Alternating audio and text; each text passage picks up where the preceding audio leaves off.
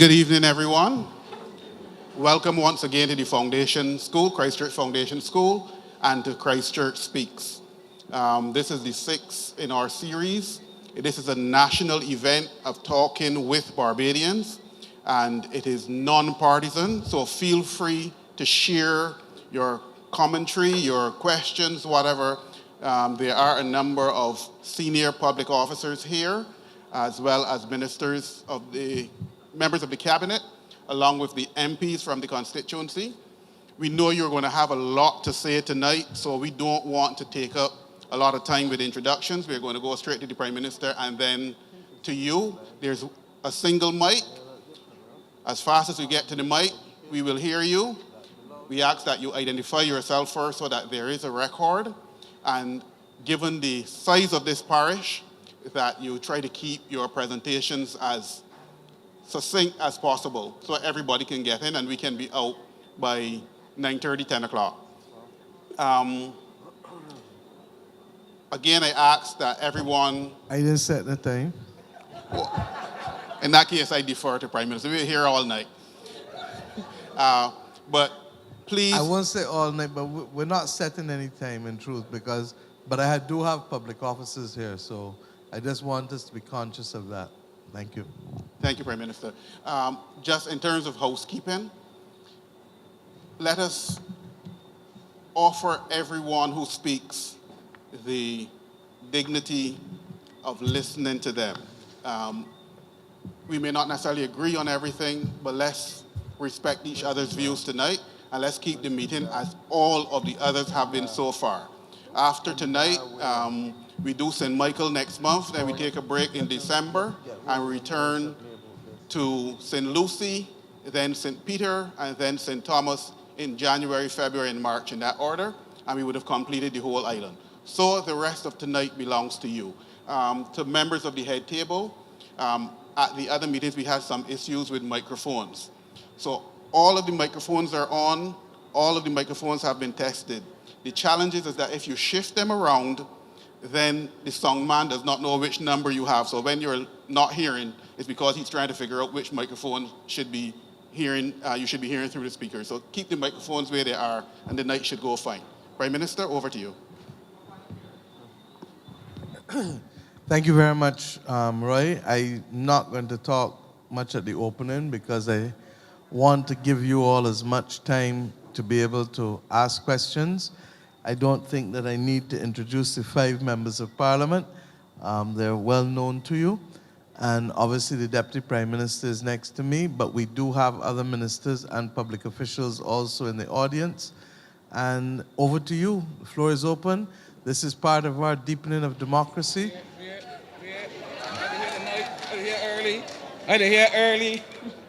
All right, but even though, let's just spread out a little bit. Even though, colleagues, everyone.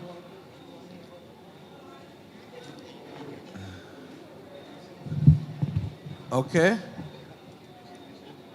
Thank you. Good night. You may have to take off the mask in order for me to understand what you're saying. So, not fooling you. Okay, and that's why I said if people don't feel comfortable standing close to each other, zigzag, so that you have the order, but not the closeness. Make sense? Yes. And you may want to bring the mic forward a little more to accommodate the people at the back. Oh. Sorry, if you can help her, thank you. Thank you. Good night. My name is Cheryl Ali. And I won't say the problem. You're going to have to just fix the mic. Somebody fix the mic for her, please. And because when you move your mouth, your voice can come in and out. Okay. You see what I'm saying? Yes. Thank you, love. Yes. Good night. My name is Cheryl Ali. I have a concern. Justice. Justice delayed is justice denied. Everybody know that.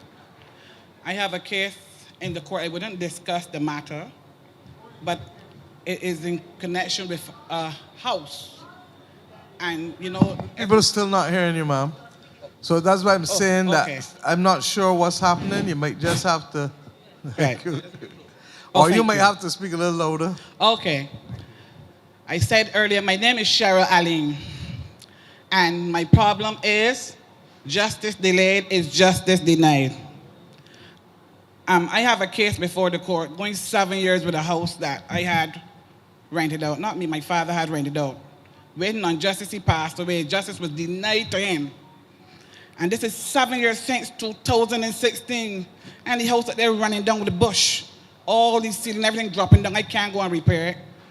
And I feel that in cases like these, Your Honor, you hired some judges, and still cases taking for Which part of years. Christchurch it is? Parish land. Parish Lamb. Yes. No problem. And I just trying from the point of view of making sure that I have the right person liaise with you after. Yes. All right? Ma'am, you got a good memory. So that- You have a good memory. Justice delayed. Yes. Absolutely. So And we- 7 years? Yes. And we need to have cases speed up in And court. what's the kind of case? Is an eviction? What is it?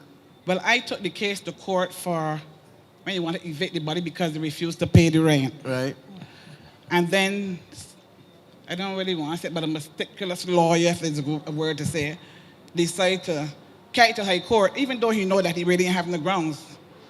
And when the judge said to him, well, you can carry it to high court, he said, she will get in the house. But the lady old, she can die. He said, but she will be satisfied. You know, and it's taking so long. I am a disabled person, Your Honor. Sandra can tell you that. I need the money to help me. You understand? And, you know, and you know, the little disability pension ain't doing nothing for me. I need... That's unacceptable. Yeah. And I can't, there's something called separation of powers. Mm-hmm. And I've been talking a lot about it recently.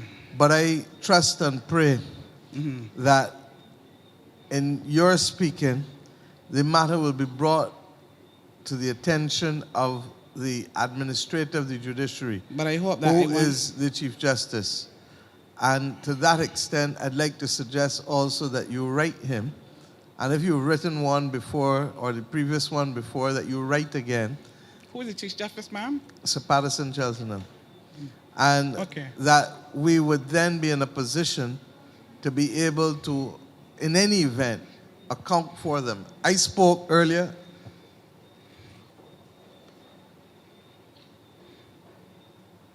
Thank you.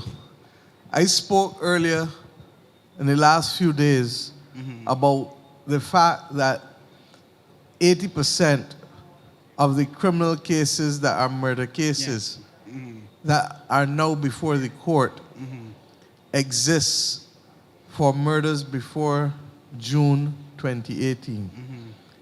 And almost 80% of the cases that are gun cases are for charges before June 2018. I've done the most extraordinary thing in recommending to the cabinet that we agree, in addition to the 3 judges that we added, that we add another 3 Yes. to deal with that. We've also literally been trying to get the judicial system to adopt more mediation. There are too many cases going before the court that, quite frankly, and maybe I shouldn't say so as a lawyer for the lawyers, but I'm saying so, that quite frankly do not need to go before a complex justice system, and that can be solved through mediation, through transparent and appropriate rules or arbitration, mediation, conciliation. And therefore, I hear you.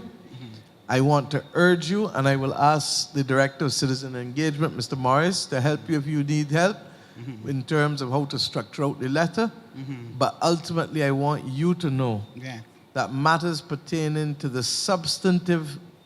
substance of administration of justice is not something I can get into. I can understand. say, give them more judges. I can say, apply more money. I can say, let us deal with the court system. But as it relates to, Ralph, which case is being heard where, and who is hearing the cases, separation of powers is very clear. But right in the Chief Justice, ma'am, I won't be victimized. No, Okay. no. And the truth is that those are some of the things I want to change about this country. You know, there are people who tell me that I shouldn't be coming here to meet with the population. You know, seriously, there are people who tell me that I'm setting a bad precedent. But I feel that if I can't sit down and talk with the people of Barbados, somebody trying to cut me out already. If I can't sit down and talk with the people of Barbados, I ain't telling you that every time I sit in this chair, I can know the answer. I'm not even telling you that every time I sit in this chair, that I can solve every problem. That's true. But if I don't hear the people of Barbados without a filter, Yes. without somebody filtering it for me, Yes. if the cabinet doesn't hear the people of Barbados without it being filtered for them, then what are we doing? It's true. We're making ourselves hostage to certain situations. It's true. So however easy, however hard, however simple, however whatever, let's sit down, because the one thing I know is that we're one family as one nation. Yes. Yes. Okay? Thank Okay. you very much. I call you to speak to you later as well. Sorry? Oh, Cheryl. She didn't hear you. You said you would speak to me later. I hope you get your promise. Roy is going to make Yes. sure Yes. that he can He will facilitate. forget my name. No. And the beautiful thing, look, setting up this department with citizen engagement is perhaps one of the best things I've done since coming to office. Wonderful. Because it means, I don't think you all know the amount of letters, the amount of emails, the amount of everything that I get every day in a small state. Because everything comes to a prime minister, they feel a prime minister can solve everything. Not necessarily true. But at least I have people now, Yeah. and he can tell you, and we have a grid, and we see who we follow up on, make sure we know progress, we track progress, we move forward. Okay. We can't solve everything, but we're going to certainly work our hardest to. Yes. Thank you. Thank you. Good evening, panel. The name is Mark Hurley. I come from a neighborhood that is on one side of the highway heading Mark, towards the sorry? airport. Hurley, H-U-R-L-E-Y. Thank you. And this neighborhood is on one side of the highway. On the other side of the highway, there's another neighborhood. And in this neighborhood, there is a bar, nightclub that's been set up within the last year, roughly within the last year. Now, the issue is, and I even spoke to a... Sorry? What's the neighborhood? Our neighborhood is Coverley. Coverley. Yeah, Coverley Stage 2. So on the other side, there's another neighborhood, and there is a bar or nightclub that's been set up between December last year and January or so. Now, I actually spoke to a technician today, a sound technician. I'm not going to call his name, but he's probably trained pretty much every sound technician in Barbados. And he was explaining the phenomenon behind what we are experiencing. So the nightclub plays its music, and by all assumption, they've got a license to do so. Now, I've been told at one stage that... I wouldn't assume, because I've learned in this country a lot of things happening without the requisite permission. Fair So that's enough. the first thing. So the first thing we need to do is to check and see whether the permissions have been given. Right, okay. Second thing, go ahead. Secondly, so I've been told that the distance for a loud music license is, I think, 30 meters. Now, I'll tell you this, I play golf and I have a laser scope that can tell you exactly how far you are from me. And I know that we are more than 30 meters away from said location, right? Now, the phenomenon that was explained to me is that the noise leaves the establishment, but when you're on the highway itself, you can't hear the noise because the establishment is above about 8 or so feet. That's how the wind blows. There you go. Got you. So this comes across. Now, it just so happens that my wife and I have actually, we should be getting them installed next week, buying new windows, trying to drown out the noise. I didn't need to buy windows, right? We've spoken to all sorts of people about it. Mr. Abrams is shaking his head because we saw him at AgriFest, right? We spoke to a lot of people about it. We're just trying to figure out what or why there's a nightclub there, and if there's supposed to be a nightclub there because okay, it's legal, it's fine, it's thing. What can we do that the neighbors on the other side don't suffer? I think I've heard enough to ask for a review and a study to be done. William, let me see, William. From a planning perspective, we need to find out whether planning permission was given, and then we need to take it from there with the different environmental departments and to do a report. And Mr. Hurley, if you give your information to Mr. Morris so that we can contact you afterwards. And I take it you live in Coverley, as you just said. Yes. Which Coverley? The old Coverley or- Stage 2. Stage 2. Thank you. And I'll say this for the third time, you're going to go down in history. I told you twice before. Thank you, love. You're welcome. Come around to Roy behind and give a phone number. But these are the things that we are coming here to be able to help deal with and resolve. Yes, sir. Thank you, Madam Prime Minister and members of the head table. If you can, thank you. Madam Prime Minister, members of the head table. I just passed out a handout to the head table having to do with floods in Dover, St. Lawrence. What's your name, though, sir? My name is Richard Terrelong from 39 Dover. Thank you. How do you spell your last name? T as in Thomas, E-R-R-E-L-O-N-G-E. Got you. First name Richard. L-O-N-G. And I've documented areas of flooding in Dover, St. Lawrence. It has been going on for over a decade. Nothing has been ever done. Nobody from the government must ever drive through this area in the rain because this has been going on for much too long. If there's ever a serious hurricane, these drainage problems are going to cause serious issues for the local residents. We have a number of million-dollar condos and homes and also small houses. And we love all of our neighbors and we love the businesses in the area. So this has got to be fixed. The next thing is got you. I want to be able. Do you have an extra copy, or should I give this copy to the head of the drainage unit? Yeah. I assume the government can make as many copies as it wants. Okay. You're going to have to speak to it. So I just want Mr. Yearwood to see the photographs. Yes. The next point is St. Lawrence Church. Apparently, something is afoot with St. Lawrence Church that may disturb it. That is a historic church. It sits in a place where the religious... Something is afoot to being... Sorry, I'm missing what you're saying. Something is afoot with St. Lawrence Church. I don't know what. But it gave the minister and other people at the last community meeting concern. St. Lawrence Church is a historic church that I first attended in 1953. But and it was there long before that. No, and I don't think we should disturb that church. Sorry, sir. To the best of my knowledge, there is nothing that I am aware of, Minister Duguid, Senior Minister, that will affect, involve, alter, stop, do anything to St. Lawrence Church. Fine, but they were talking about building a channel and a marina up just beyond this going by. Nothing to do with St. Lawrence Church. Fine. Okay, I'll accept your word on that. The next thing is... I hope that the rest of the cabinet, even after I am gone, follow my word on that. Well, if they don't, they'll have to follow our word. And the next thing, Madam Prime Minister, the property seizures. We seem to have a tendency in Barbados to seize people's property by eminent domain, turn it over to a developer where the value goes up by an order of magnitude. The generations of people that are trying to build generational wealth with that property lose out on that property increase.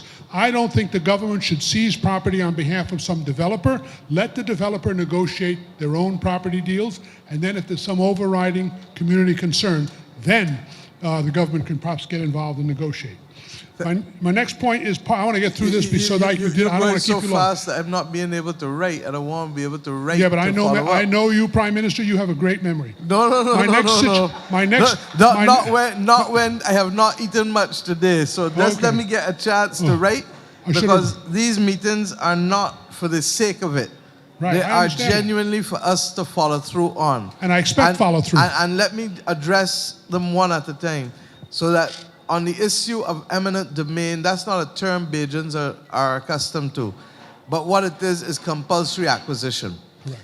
And under our law, regrettably, because we live in a small space, there are some things, and the Judicial Committee of the Privy Council, which was previously our highest court, is still the highest court of the government of Antigua and a lot of the other Eastern Caribbean islands, will tell you, as does the Constitution, as do our laws, that there will be some occasions where property is acquired in the national interest. And regrettably, what is that? That if we don't agree, can we get some...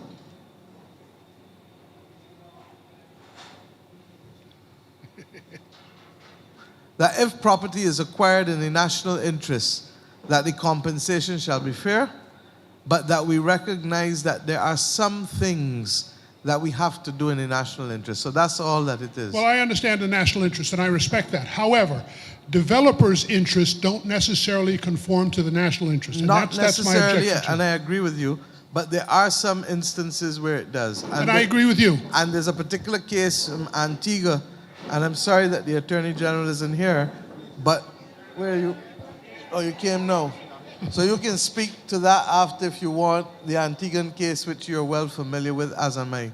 Go ahead, sir. Well, we don't want our neighborhoods of St. Lawrence, Dover, and anywhere else destroyed in the interest of developers without consultation with the Oh, residents. there will never be any case of no consultation. That's why I'm here. And that's why every EIA or town hall meeting, William, requires consultation, doesn't it? So I can give you that Okay, assurance. but I want the residents, especially the smaller residents, the less income residents, to benefit from any property appreciation, because it goes up by an order of magnitude when some big developer takes it over. My dear, rest assured, there is no other government in the world that has decided to give their citizens who own property the right to being able to earn from the rooftops with renewable energy. And we've said 2.5, 5, and 10 kilowatt. And we have said if you want something different from that, you can apply. But as of right, according to the size of your house, we are giving you the right to be able to have that. Yeah, but And that is that's a not- property right. That was not my point. Okay, my I next know it issue. wasn't your point, but I'm just saying that I just want you to be aware that the attitude of this government is in fact to enfranchise and not to take away. Thank you. And my next issue is parking. And there's they want to take over a building just east of the gas station from Grain Hall or Top Rock Roundabout. And they want to make or maybe below it, I don't know. And they want to take it over and make it into a multi-story parking lot to ease the parking on St. Lawrence Gap.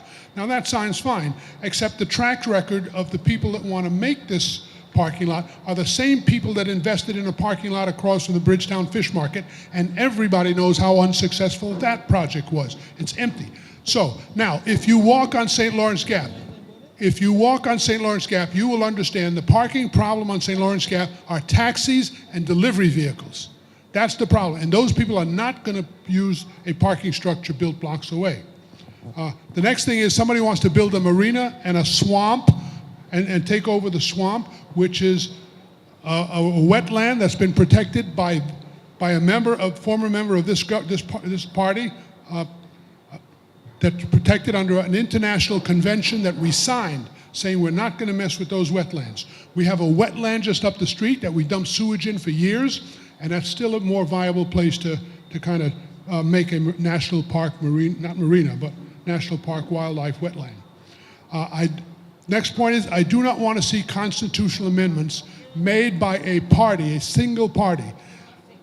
The people of Barbados need to have a vote in constitutional issues. I got 2 more points. I think our government is too costly.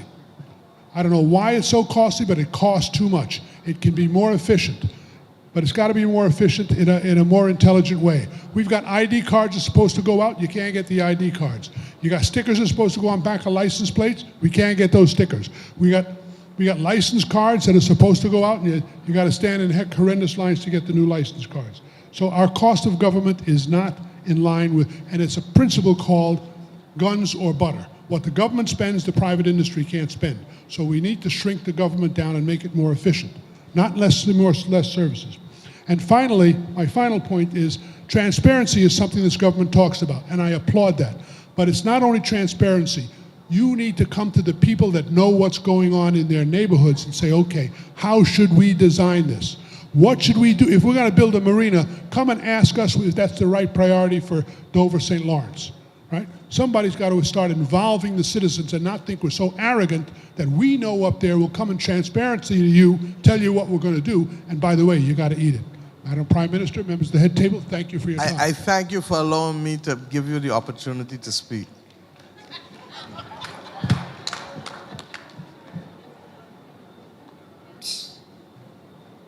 Good evening. I don't want to touch it in case it goes wrong. Mr. Thurlong, when you finish, you can let the others know which car park you're talking about in Bridgetown that was acquired or taken by somebody, because I genuinely at a loss. So Mr. Morris can check with you after. Yes, ma'am. I'm not aware of any planning car park also that you're talking about. I think that you're listening to a lot of stuff, and with all due respect, Mr. Thurlong, I finished work this evening. The reason why I'm a few minutes late is that I had the chief town planner, the deputy chief town planner, and the other planner there from 1 o'clock today on a range of issues. And I can tell you definitively, Mr. Duguid, you want to speak, please? Hello, yes. So I've just again reached out because I've heard this rumor before, and I've again reached out to the Director of Planning. He says he's not aware of any high-rise or any car parking plan for the area by the gas station there in St. Lawrence. It's easy to say things. That's all I can tell you. Mr. Thorne gave you that? Mr. Thorne, you want to speak? You're aware of a high-rise building? High-rise car park? That's what Mr. Thurlaw is saying. You're not aware?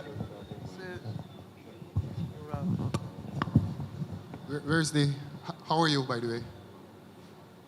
It's not me, it's the gentleman. Oh, Richard? Come, Richard, come. At the last meeting that you attended, we talked about a multi-story car park being built in a building that's been derelict for a long time, right on the edge of the main St. Lawrence Main Road. We talked about that multi-story car park, and I don't know why that is. And if right across from the Bridgetown Fish Market, there's a parking structure that was built by the Ministry of Tourist and Industry or whatever it is, spent millions of dollars in it. It was never used for purpose. They had to move the Passport building in and shut down the parking structure in order to use this. Now, those kind of decisions just drive our cost and our debt and our deficit out the window. We need to stop that kind of stuff. Richard, look. I believe in citizens' engagement, and I believe that if you have a concern, that you have a right to be heard. Okay?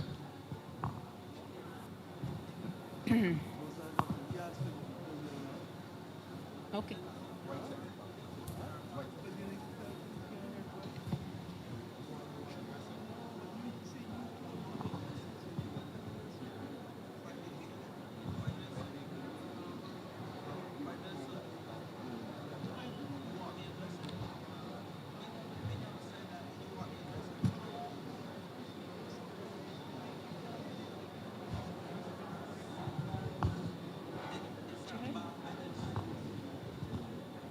Bath Village?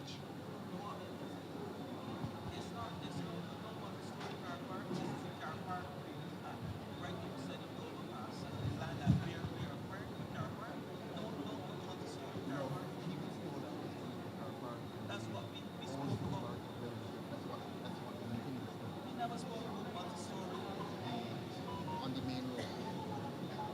Across from St. Lawrence. That's what.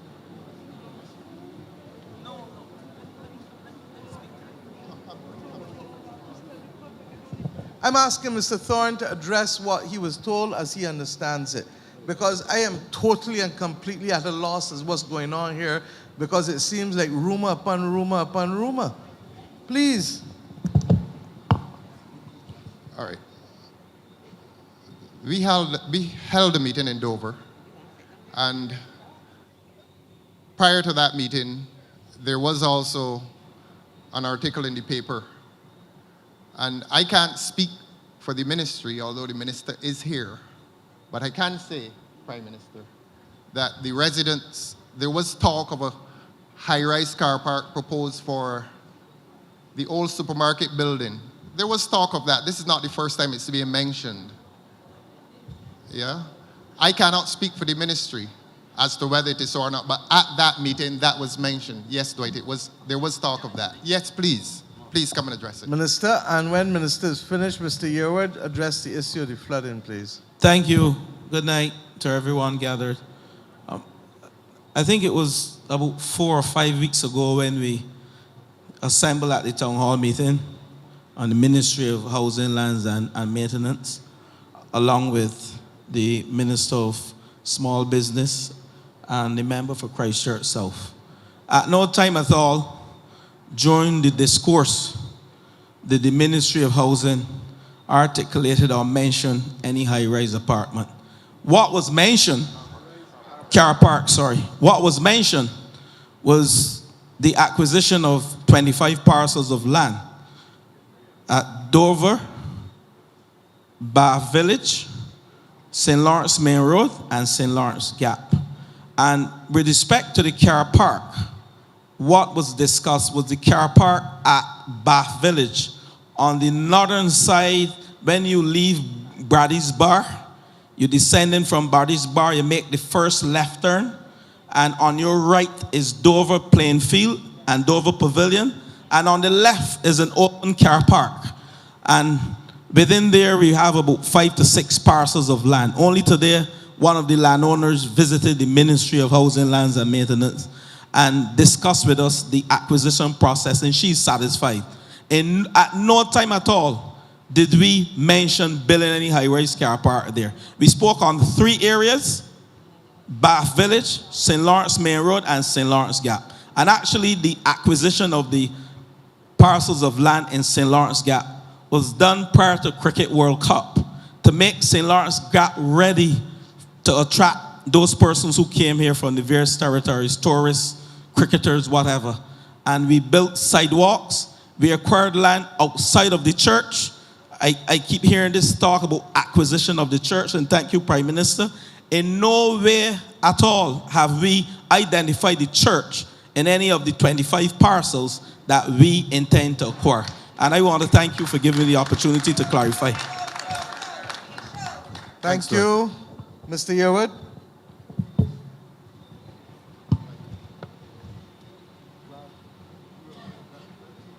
Good night.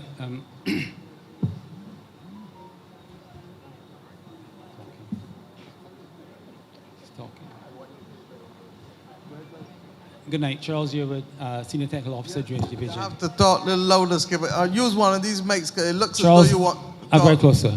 No, but come, don't you talking to me, you're talking to the public, Skipper.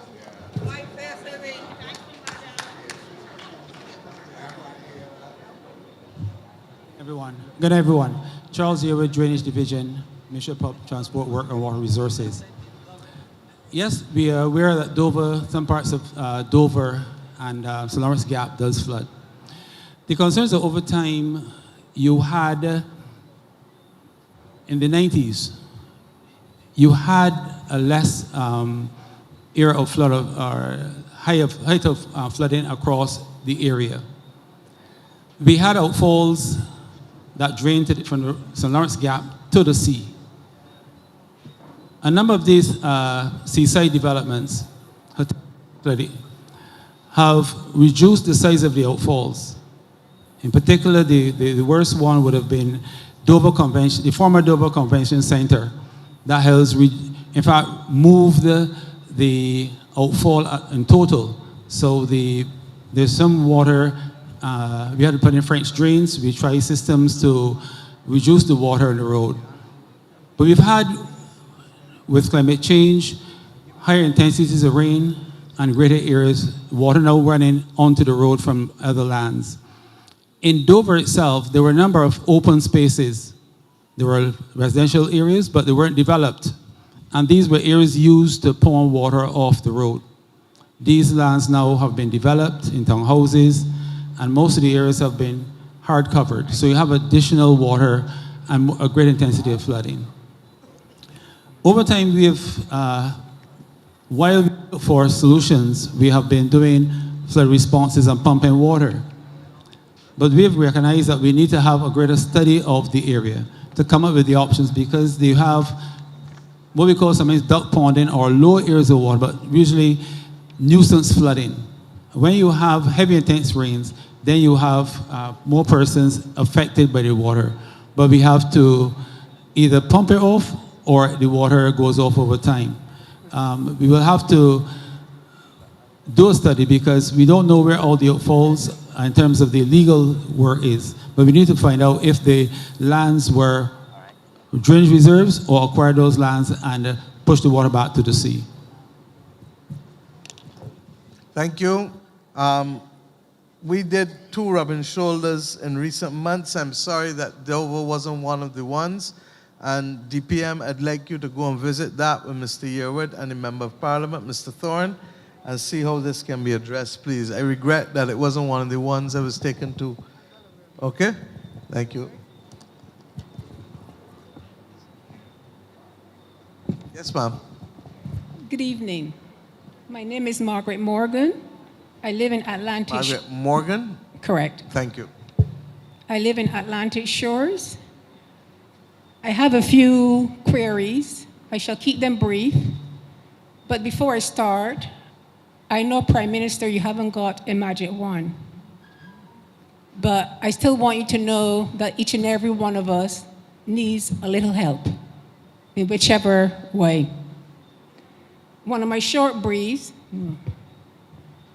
In Atlantic Shores, there's a lot of unsightly, dangerous, hanging loose pole cables. You can have the sheet after.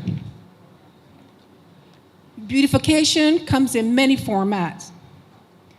BWA, or whoever is responsible for tidying up after the water works, never do it properly. This is, you mean reinstatement on the ground of the pipes that are... When they correct the burst pipe... Yeah, got you, reinstatement. Thank you, I agree with you. You can have this. I agree with you entirely. BWM, I hope I've got those initials correctly. I have been in contact with them since 2019 about speed bumps, ramps in Coral Drive. In 2021, Mr. Jason Bowen, he did a speed test and agreed that Coral Drive do need some sort of speed ramp bump. I'm still waiting. Fret not yourself. It's going to be DPM, please. Yeah, Thank you. you can have this after. Yeah, no, I make my own You can have notes this. too. I've So, got a copy. Unsightly cables. No, we you need can to have find this, out please. who they are. You can have this. Go ahead. I get very nervous, so let me continue. No problem. I will lose my... Vehicles that were made for off-road usage is being driven in residential areas recklessly and very noisy. Now, my main grief is case number CV1610/2017, and that boils my blood. My husband and I decide to retire and come to Barbados. We were put in contact with a company by the name of Best Invest Barbados, laugh, to build our home. In 2014, we gave them the contract. We were promised a 4-star finish, and what we were given is a white elephant. I hope everybody knows what that means. I was told to be respectful. Please, because remember, at the end of the day, we are not a court. So go ahead. Just breathe. Just take your time and talk. Take your time. From 2017, the court was given our white elephant. And what the court has given us, your guess is as good as mine. My grief is two lying, thieving so-and-sos gotten away with a crime. All right, you know. That's the worst. That's the worst I go. Thank you. I just, Thank you. I had to say that because that is what they are. And they've gotten away with a crime worth hundreds of thousands of dollars. And that seems to be okay on this island. No disrespect to you, ma'am. Why I say that? Because we were not the first. Before 2014, nor were we going to be the last since 2017. We, the innocent, the victim, are told It's a civil matter. Get a lawyer. Well, that's another slap in the face for us. If a poor man steals $100 or less in merchandise from a store, that's a criminal offense. And off to prison he goes. But for two people who are not poor,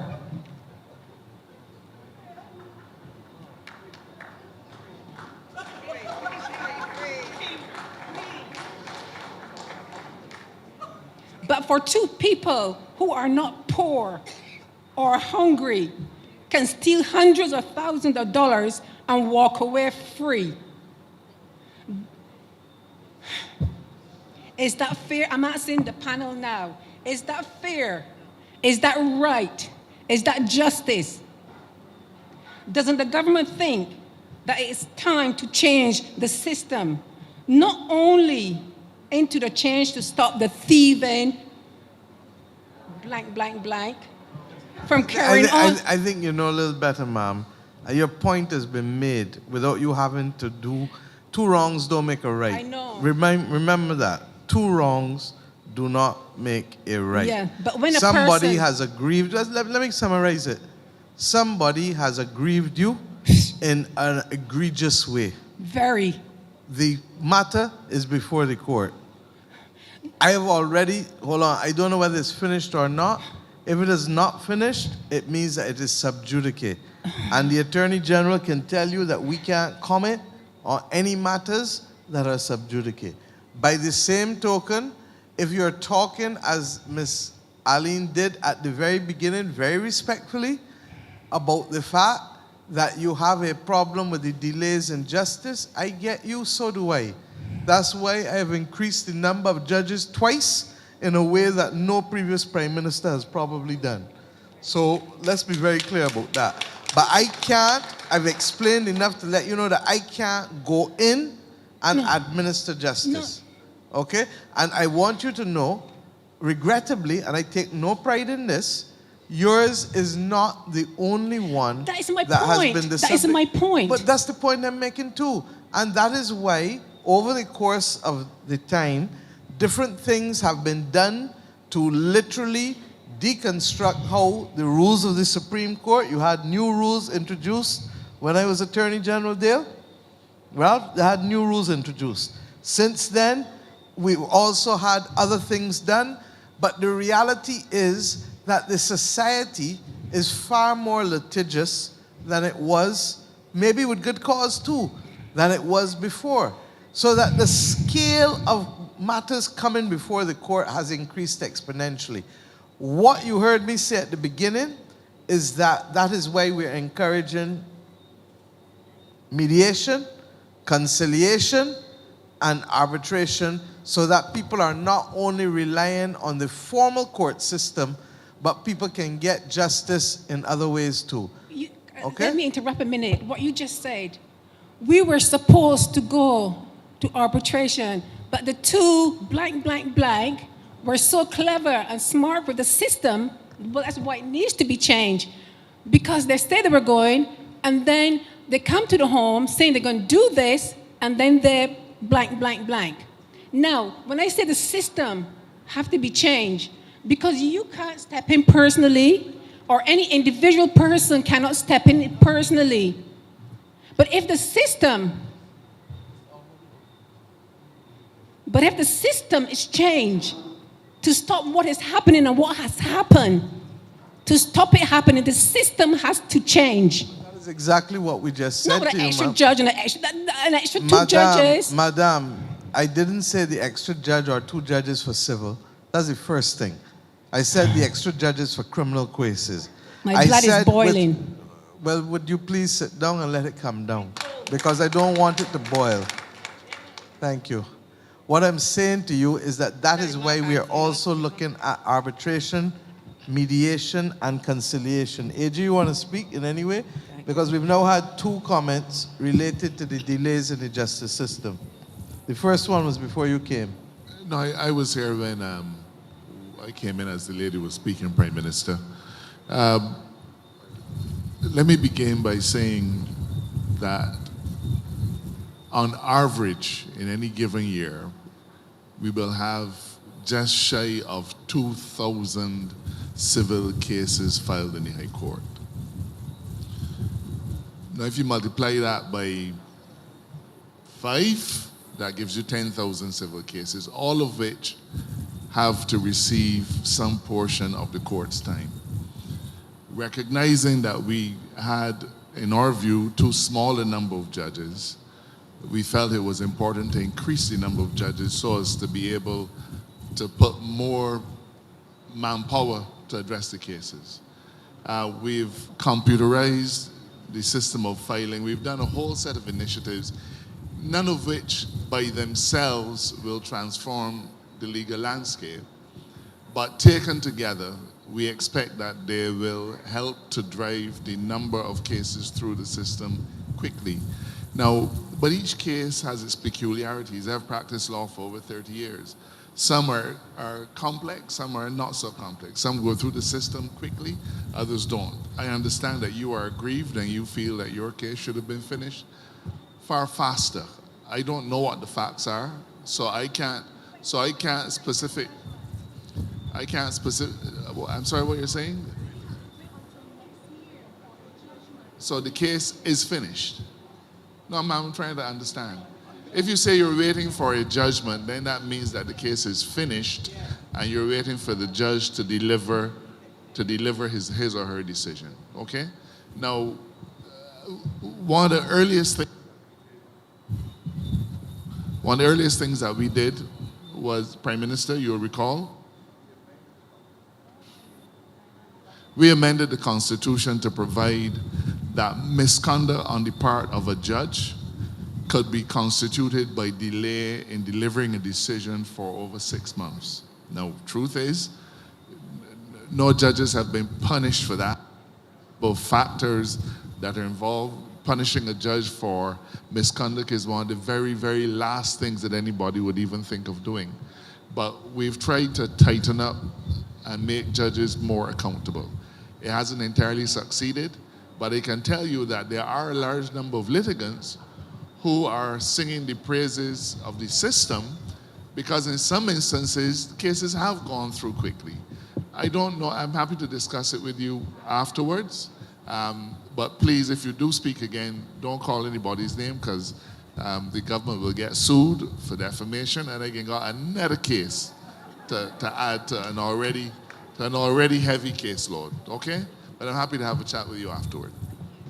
Ma'am, understand that we feel your pain, but we have to do things in accordance with due process still. Okay? Thank you. Yes, ma'am. Good night, Prime Minister. Her And sorry, and thank you for raising the other things. I should tell you that the DPM will follow through on them. The cables overhead, the reinstatement of the roads by the Water Authority. We've been saying so over and over and over. And I believe that we've come to the stage now where somebody has to be held accountable within the entity. And thirdly, the third one was the speed bumps. That's an easy one. Mr. Boyen, if you say has visited Mr. Tudor, please make sure that that's dealt with as a matter of urgency. Thank you, ma'am. Yes, ma'am. My name is Sheldine Dial. I'm having a lot of pain tonight from the Water Authority. I have a bill for $6,000. I managed to beat it down to $2,000. The problem was the meter.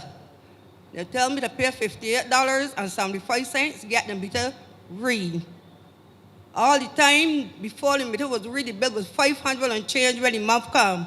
Now the meter come back, the bill come down to $200 and something. And up to this point, I wrote letters. Okay, I want you to know, Sheldine, I'm going to say this as a rule for everybody. This is not a forum where individual issues pertaining to utilities, courts, anything.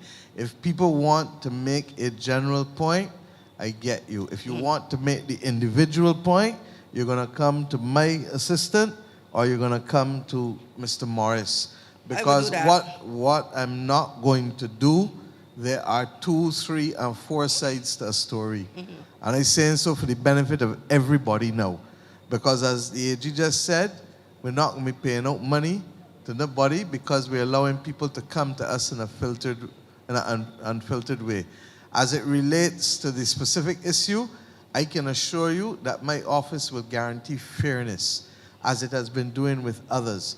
And if there's a case that is justifiably wrong, then we will make the representation.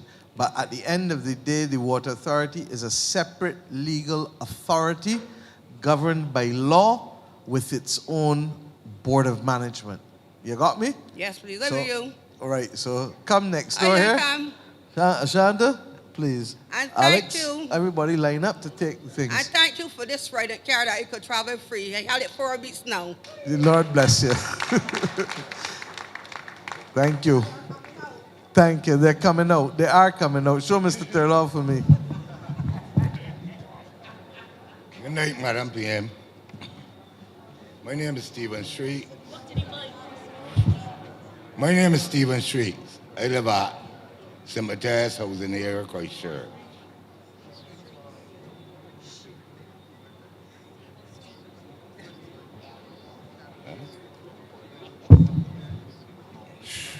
You might be a farmer.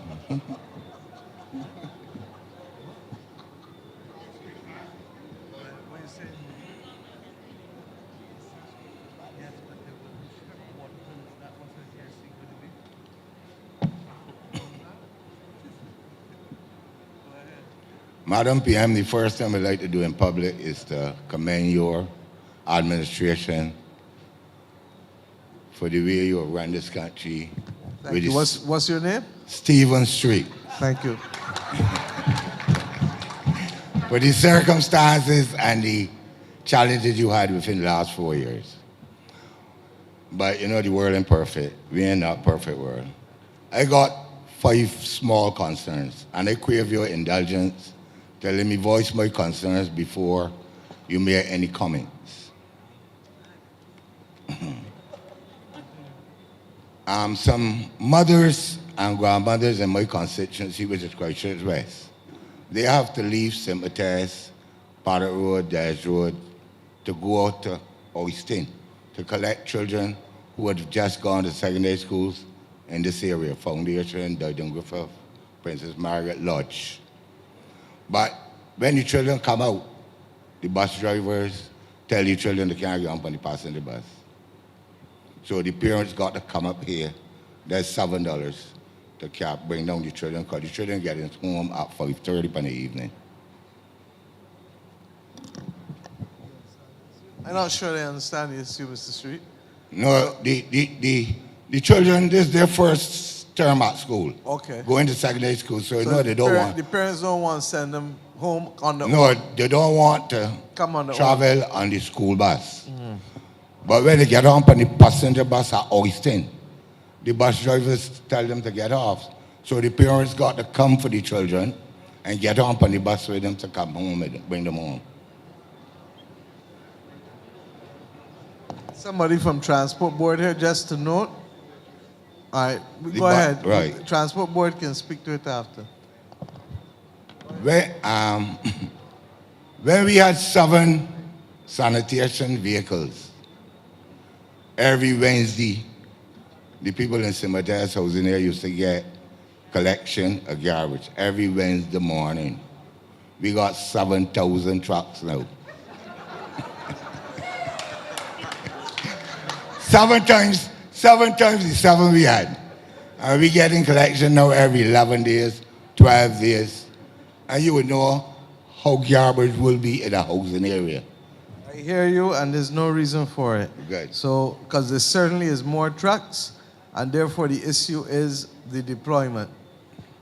Now you know that the houses in St. Matthias House here. Minister Ford, you've taken note? Thank you. You know the houses in St. Matthias House here are transiting now to 220 voltage. And this was going on from, I think, about December. That matter, though that is not finished yet, and the reason we don't, they say that, I went to housing and spoke with some gentlemen there, and one of them said, tell me to get some money and we will get the thing done. So I beg you to get them some money. And let me get the wiring Give done them by, money for what? For severance? to finish the project. To finish the project. Because they got raw wires in my house. I got Walrus in my house. And I would like you to know that up to yesterday, I visited, day before yesterday, Wharton, only to find out that the issue ultimately is a function of the lack of management at the National Housing Corporation. So the man at National Housing tell me to give me money. So I tell you to get the money, let me get the thing done. All right, now I exercise in the morning, so I walk between on Hastings Road. I walk on Hastings Road, Rendezvous, and the gutters are full of debris. Full of debris. That's why when the water is on Highway 7, is on the road, because the gutters, there's so much debris that plants going through the grills.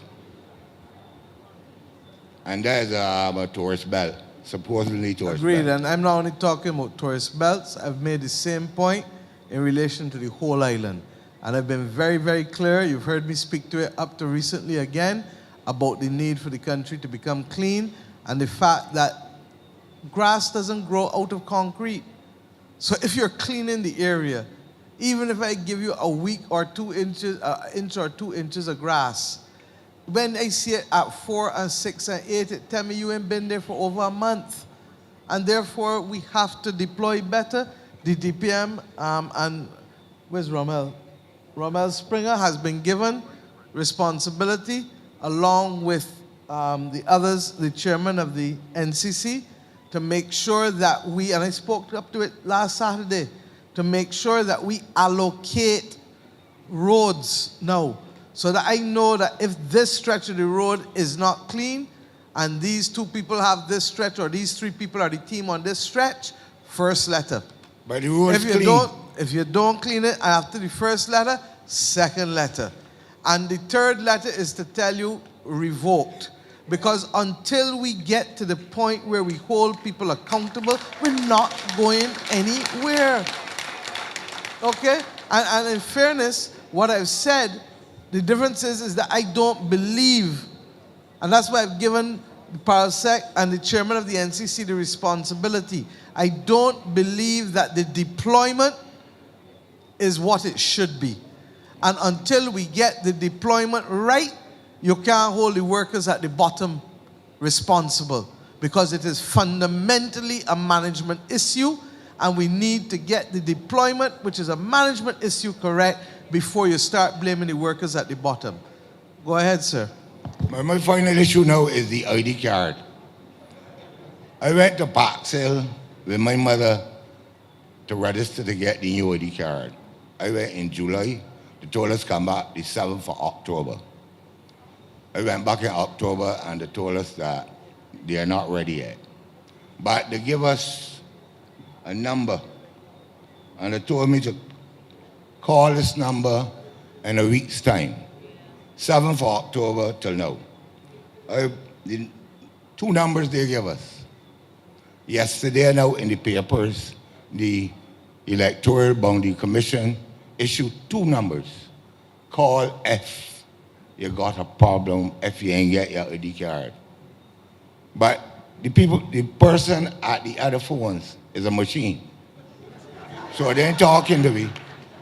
The machine talking. Except that what they may be doing, and let's also be clear, is that they may be recording the messages and clearing the message. No. But I agree with you that they would prefer to have somebody human on the other end.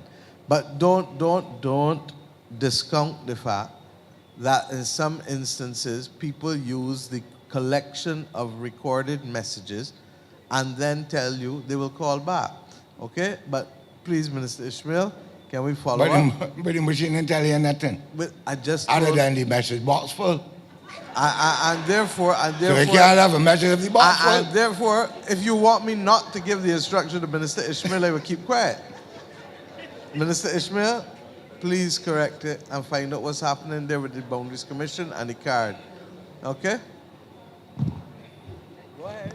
That's why I like these meetings, you know, because that's how I know what's going on. I take my leave. I work on your directions to get my ID card. Yeah, and you didn't see Miss Dash throw up the ID card just now and thank But I you. ain't get mine. I would need mine. But I will let you to get yours too, because You then know, you will- every Toppy Spring, the water flow freely, so it come to Toppy Spring. But it may well be that I the want top of the clear spring, water. the top of the spring can't carry this weight. When I went housing, the two men tell me, give me money and we can done the project. So he come here now to get money from you, not me, to get housing, to get the project done. Well, you know, Ms. Bradshaw and Linda Holder will deal with that issue with school children. I got a problem with that. And let me know And also, Mr. Ford say, will deal with sanitation. let me tell you how easy it is to call me a name. Holler the word me, and then say, and that's how you call my name easy.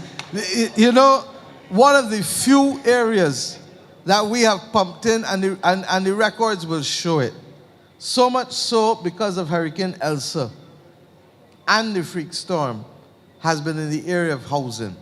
I am tired. Look, we have a problem in this country where people see a problem and sit back and do nothing.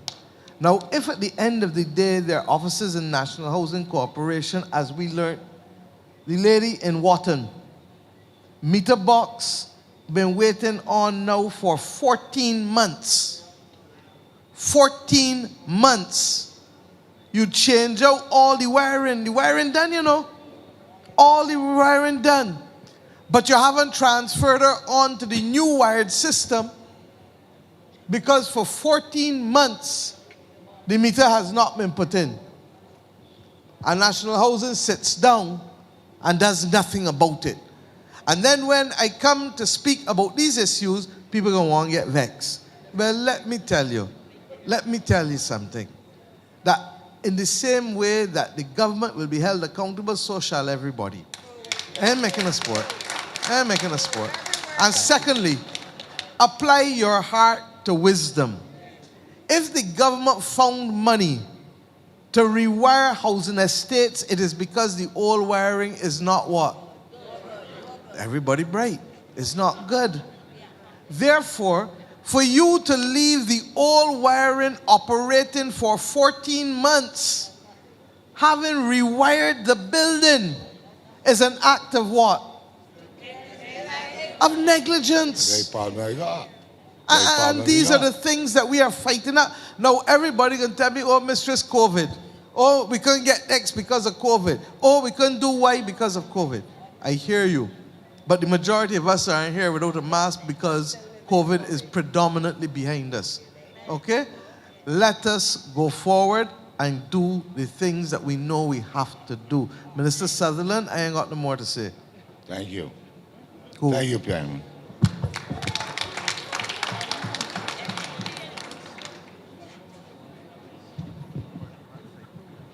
Thank you. Oh, good evening. My name is Liesl Daisley. I am here representing SAVE Foundation. SAVE is an organization that deals with domestic abuse. Yeah. So I'm basically here to be a voice for the voiceless. First of all, let me commend the government on a successful conference that you had last weekend. Excellent speech, Prime Minister, on Saturday. It was very inspiring, and it encouraged me to be a better citizen, which is why I am here tonight. Domestic violence is still a huge problem in this island, and COVID actually only made it worse. And I would like to see more support from government. NGOs, we're doing the best that we can on the ground, but we need support from government. And I'm not necessarily talking financial support, but support in general and cooperation. I don't know if we need like a victim's advocate that would walk victims through the process, which can be very daunting. I recently had a case with a lady, and she was being stalked. She and her partner had ended the relationship, but he was stalking her repeatedly, morning, noon, and night. I took her to the police station in her district, and she gave her statement. At the end of this statement, they said that she needs to go to the police station in his district. So we went to the police station in his district.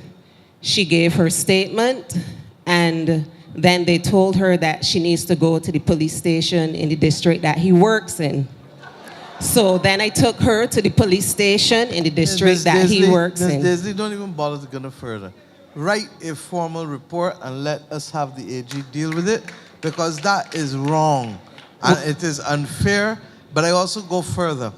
To my certain knowledge, the police hires 1 or 2 people to be victim support persons in these circumstances. And what they should have done in the particular instance would have been to refer her to the particular victim support person. And secondly, they should have taken the statement regardless of what district it is. They must have understood that the person was traumatized and then simply email the statement to the requisite entity. Not true, AG? You pick the mic up if you want. Let me apologize to you. That's not even the end of the story. Oh, you mean there's more? When we eventually went to the... No, but I think the PM has asked if you would just submit a Yeah, I report, want to finish so- my story if you don't mind. Thank you. Please finish. Thanks. When I eventually convinced her not to give up and to go to the magistrate court in her district, she was told by the clerk that she cannot apply for a protection order, that she does not qualify because she's no longer with her partner. And under the Domestic Violence Protection Orders Act, that is incorrect. When she eventually went back a week later, mustered up the courage to go back to apply again, and she was granted a court date. So she went back, and she went before the magistrate and was told, you know, the 2 of y'all need to behave yourselves and y'all should go to church. It is a horror story. But I've also told you about the separation of powers. And that is clear to me that I hope the Chief Justice is listening to a lot of what is being said here. Because more than any other parish speaks, this is speaking to how the law courts function, which is outside of the remit and the direction of anybody in cabinet. As it relates to the police, I think the AG has heard you and therefore will ensure, and look, let's be frank, we have some cultural issues to overcome in this country. And the sensitivity that needs to be there when we're dealing with people who believe that something has happened that has caused them grave injustice needs to be felt by others too. And we cannot have a dismissive attitude, which means that we need to have training and we need to have new protocols in place, AG. Yes, Okay. I actually was... And I want to invite your organization to formally write, because domestic violence is also not gender sensitive. Exactly. And therefore, we need to be able to have, and I invite your organization to write the Attorney General and to copy it to myself and also the Ministry of People Empowerment, Kirk's ministry, which also is where gender affairs and the other things are. Okay? Thank you. Thank so you. like you mentioned, training. Training is the key. Training is critical. Yeah, lots of training. Thank you know? very much. And understanding that people's feelings and perspectives matter, even if you don't think it's a problem.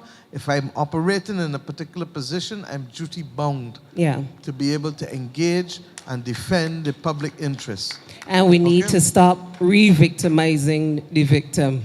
Yeah? Thank you. Thank you very much, Ms. Daisy, for bringing it to our attention.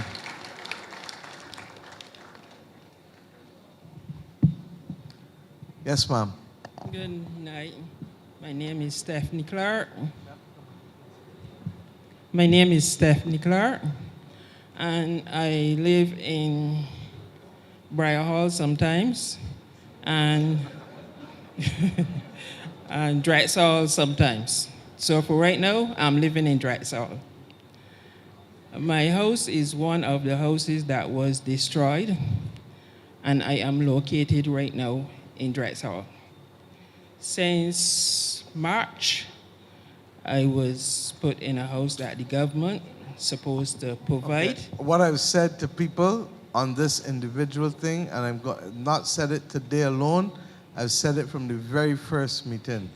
As it relates to individual circumstances, I am not encouraging anybody to put their circumstances on the road or in the media. Come to Ms. Cadogan right there and Minister Sutherland on this particular one, because we know that this is a relocation from one of the hurricanes. Yes, Is it ma'am. freak storm or the hurricane? The freak storm, Thomas. No, Thomas? Yeah. No, but that goes back. Anyhow, you come. That goes back even before we were the government. That goes back 7 or 8 years. Yeah. 10? Yeah.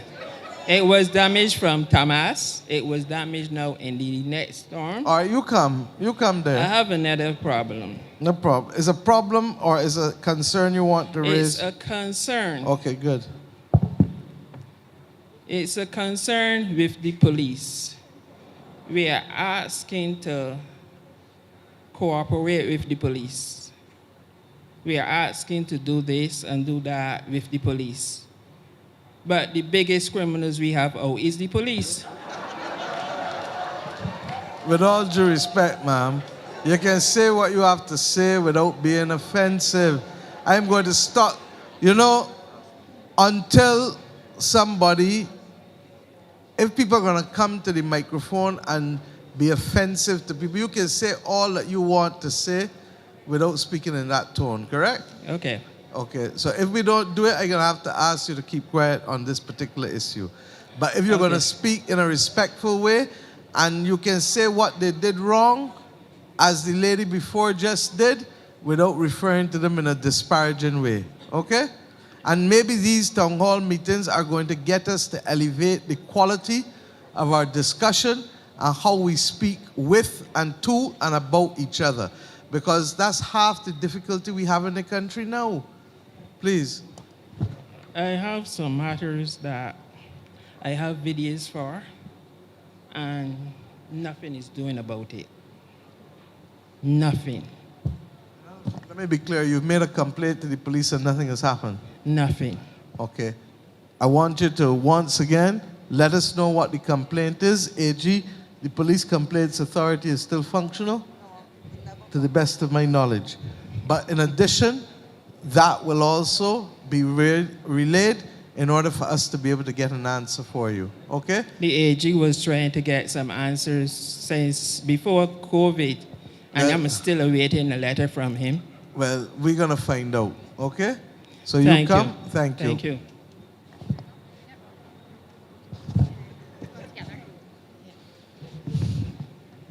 Yes, ladies. Hello, my name is Lynn Charlotte Nielsen, and I'm here on behalf of Be Their Voice movement. Barbados is beautiful. Barbados is home. But we need to do better. We have to treat our animals what's better. What's your name again, sorry? Lynn Charlotte Nielsen. Okay, thank you. We need to treat our animals better. Why shouldn't we? Why? Tell me why. They're there to protect us, to love us, to be our companions. Drowning on the beach, starving on chains, litters upon litters, that of which most end up as roadkill, in shelters, in gullies, or on the side of the road. Man, I know there's a fear of dogs on this island, but dogs aren't going anywhere. There are thousands in Barbados. And that's why I encourage everyone to face your fears. But how? Education, exposure, and stricter legislation. If you haven't noticed, I hate public speaking. But here I am, facing it. I want us to be the leader in stopping animal abuse in the Caribbean. Mia, how can we make this happen? What must we do and prove that we are in a dog crisis? Thank you. Thank you. I'll ask Minister Ware to speak because, to the best of my knowledge, I would have asked him to engage with a number of you after letters were received by my office, and my office took action in order to make sure that Minister Ware, along with the Ministry of Health, seeks to update and upgrade the legislation. But I also want to contextualize expectations. The Attorney General, and one of these days I'm going to ask him to bring the list of legislation that we have before us. And we have a shortage of draftsmen, not just in Barbados, but across the entire Commonwealth. We've approached the Commonwealth Secretary General at least twice, AG? At least twice, to be able to find draftsmen for us. And one of the reasons why even us are pulling out our hair every day is because of the length of time it takes to get laws drafted, because we simply do not have enough draftsmen. So understand that I heard you and took careful note about public education, about stricter enforcement. And I am as horrified as you. I don't have dogs because my hours are too erratic. But my point is that I abhor the maltreatment of any living organism, whether it is people, animals, and the others know how I feel about plants and bush as well. You understand? So Indar has met, and I'll ask him to speak as well. Yeah. You wanted to say something else before he spoke? The other lady? Yeah, my name is Debbie Funk, and I've been speaking with Mr. Indar Ware. Yeah, what's your name, sorry? Debbie, D-E-B-B-I-E, F-U-N-K. Yes. Okay. Yeah, we have been speaking about a situation where animal control had taken a dog from a very bad situation. Then they returned it to that same bad situation where previously there was 2 dogs taken from that home and were taken from there to Ocean Acres because they were so malnourished, in such a bad state. And I want to know why Minister Indar Ware went to the house of this, where the dog was kept 24/7 on a chain, and we gave him videos, photographs, everything he asked for, he got, and why that dog was taken, then taken back to the owners. And I had a call on Sunday afternoon from Minister Ware telling me that the dog had been poisoned. Now, we had a home for that dog. They had been leaving this dog 24/7 tied, with no food, no shelter, no water. Minister Ware went, he said, with the Minister of Health, Mr. Gooding Edgehill, whoever it is. He had went there and said that he saw that they had put a kennel. The problem was that the kennel was too far away from the dog because it was chained. Again, everybody wants to chain their dogs. Why? So he informed one of the officials to get the kennel moved closer to the dog. If that doesn't tell you that these owners don't care, yet Mr. Indar Ware left there and called me and told me that he was very happy that the dog was in good care. Just over a week, he calls me and tells me this dog has been poisoned. There was only a few of us who knew about this dog. And I asked him, was Dr. Mark Trotman going to be doing the necropsy? He told me yes. I asked if I would be able to see a copy of this to see how the dog was poisoned. I'm still waiting. And he told me that he would investigate, and I have not contacted him back, but tonight I feel that we need to have some answers here. Too many times. I'm not sure that you're going to get answers tonight. No. Because quite frankly, I did not hire an Indar. I don't know that he is the technical officer dealing with the animals. And quite frankly, I'll let him speak, but I want to bring some balance to expectations. You just heard what I said about maltreatment. You heard what I said about legislation. Yes. But I want you all to recognize too that some of what is being done now has also to be balanced. For us to have a campaign waged against the country, that this is no more a tropical paradise, is a disproportionate action on the part of those who would like to have action taken by the government. I didn't wait. No. I'm speaking straight tonight too. I didn't wait or threaten anybody, and I'm not going to allow anybody to threaten the state either. No, so let I us be appreciate clear that you all need to take that off the table. Can I just say Hold on. that was Let nothing us to be do with clear our group? that we need to take that off the table, because then that is a form of terrorism against the state. Now, I'm sure that's not what you meant. No, and that was nothing to do with the groups that we're involved in. And that therefore, came from. right, but regrettably, what I came here and received this afternoon is everything as one document. Right. And as Prime Minister of Barbados, I cannot agree that however much we may disagree on domestic issues, however much we may want to ask people to do better, that it cannot be that two wrongs make a right. No. Can we agree to that? We can. Yes, absolutely. Indar, Minister, would you like to speak, please? One last question. Can I ask who we do go to deal with animal abuse?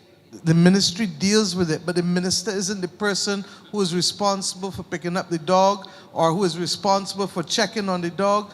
The minister deals with policy. So who does then? Who does deal with that? He's going to speak to you, ma'am. He's going to speak to you. Okay, thank you. Thank you, Prime Minister. Good night, everyone. First of all, let me state that the consultation that I had with the stakeholders who have expressed interest in animal welfare and animal care in Barbados took place about 3 weeks ago. We gave the assurance then that there must be harmonization between the Ministry of Agriculture and the Ministry of Health. The Animal Control Unit falls under the Ministry of Health. I have intervened on the instructions of the Prime Minister to bring some balance to this situation, and we have all agreed at that meeting that we will consult and that we will make sure we bring about change to suit many of the things that were raised. But I also drew to the attention of everyone sitting at that meeting that we live within a Barbadian culture where you have very poor people who love animals and want to keep their pets. Many of them don't have guard walls nor fencing, so they have to keep the dogs on a leash. The reality of it is that I cannot deprive the poor woman who is crying because she loves her pet, but she does not have fencing. She does not have a place to keep the dog other than by a kennel. The reality of it is this is Barbados. People love their pets, but they cannot afford to be able to accommodate them as others may wish. And the question that I put before the stakeholders was, if in truth and in fact we are going to go forward collectively, what solutions can you offer to those people who want to keep a pet but don't have the financial resources, so you don't like the condition under which you are seeing the pet being kept? How do we work together to provide the support to those people? Barbadians love dogs. All right? So and when I went to deal with this situation, and Debbie, you know I kept you in the loop, just as you kept me in the loop. We looked at it. I was satisfied that if the lady came out to me crying, "Minister, please don't take my pet. Please don't take my pet." She came out crying. When I looked at the animal jumped up all over this lady. The animal didn't do the same for me, nor the inspectors from the Ministry of Health. So there's clearly a deep relationship between the lady and the animal. The separation that would have been needed is if I had found that dog in any way in distress. I stood up there for well over an hour. The dog was not crying. The dog was not whelping. The dog lives in St. George South. The family is not a wealthy family. We agreed that the health inspectors will go around and visit the dog on a weekly basis. The week that they went to visit the dog, they come back and reported to me that somebody poisoned the dog. A woman crying her heart out will not do a thing like that. So coincidentally, because I didn't take up this dog, coincidentally, because we did not lock the cage, put the dog away from the owner, we have some mysterious way in which I now have to carry out a full investigation. And I promised Debbie that a full investigation would be carried out. And if we can find out what took place there, then we are going to deal it with the full force of the law that is available to us. And that is what is going to be done. Let me help, Minister. Let me help, ma'am, both of you. I think that we are at a stage, a society is in growing pains. A society is in growing pains. It's not everything that we want to do we can do as well as we can. But the reality is that you're also dealing with cultural differences, and you're also dealing with assumptions that people are making that don't necessarily take into account other realities. Indar's point about people who don't live with a fence is a valid point, okay? By the same token, there are some people who have a lot of land and the dogs can run freely. I would like to think that, like in a person who lives in an apartment, if a dog is being, chained, that at some point during the day, and you and I don't know when the owner is going to do that, they will go and walk the dog and make sure that the dog gets some exercise. I don't want us to assume about people, because it's going to be a form of profiling that is going to get us into trouble. Let us work together. We've agreed that we are going to look at the legislation and update it. We've agreed that we will continue to do a public education program, and Minister Ware has been the one representing this to me. Okay? So that I think that what we can do is to do that. But what we can't do is have people saying that they are going to stop Barbadians from working by putting a program internationally against the country because people feel that we are not treating animals properly. Now, murder takes place in every society. But it doesn't mean that because a murder has taken place in Barbados that this is not a country for people to visit. Because the reality is that it's all relative still. So I'm asking you all, this is not a country where you don't know how to find the Prime Minister and ministers. This is a country where you wrote me and we took action. Roy, you wrote to them on my behalf too, didn't you? This is a country where the Prime Minister asked the minister to meet with you. This is a country where when they had the march, Minister, I asked you to go up to the march too, and the minister missed meetings at Parliament in order to attend the march. So that there is no reason for us to be hotting up the place. So I really do believe that. And if we can work together, the objective is for us to bring a level of care and a sense of worth to every living organism. And I believe that what happened with the dog that was drowned was horrific and horrible. And the police, they took action on that, haven't they? And the person has been charged. And they now, having been charged, are entitled to due process. So I'm not going to even comment on it. But I want the message to go out, because this is about the third meeting that people have come to raising these issues. And on each occasion, I have given you the commitment, and in fact, you have seen action. Let us work together to start to change the attitude of people who may not yet have seen the light. But I'm satisfied that the majority of Barbadians are already where you want them to be. That's the truth. Okay? Thank you. And one more thing, guys. Right? It's not that chains are bad. It's just if the dog is on a chain, tell it you love it. Give it water, food. Honestly, you stoop sing, but it's true. You want it to protect you, love it. Give it some love. But anyway. Agreed. And if you and can't- part of the public education program Exactly. will be all of that. Exactly, Okay? yeah. And if you can't feed your dog, please reach out to me. Please. We're here to help you. Thank you. And I think that's it. And I want to thank you for being there to help with those who are abandoned. Yes, ma'am. Good night, Prime Minister, ministers. Good night, Prime Minister, ministers. Good night. One meeting, please. Okay, my name is Lisa Miller Cumberbatch. My father, his name was Leroy Miller. I believe my father exemplified the Barbadian dream. He worked very hard, he was successful, and he helped a lot of Barbadian families. In the 1960s, he bought a plantation, he bought land. And for 50 years, our family, we have been paying taxes and taking care of the land, clearing it and so forth. Prime Minister, I know that you would know of this case, but we were not able to speak. Coming up, you'll understand.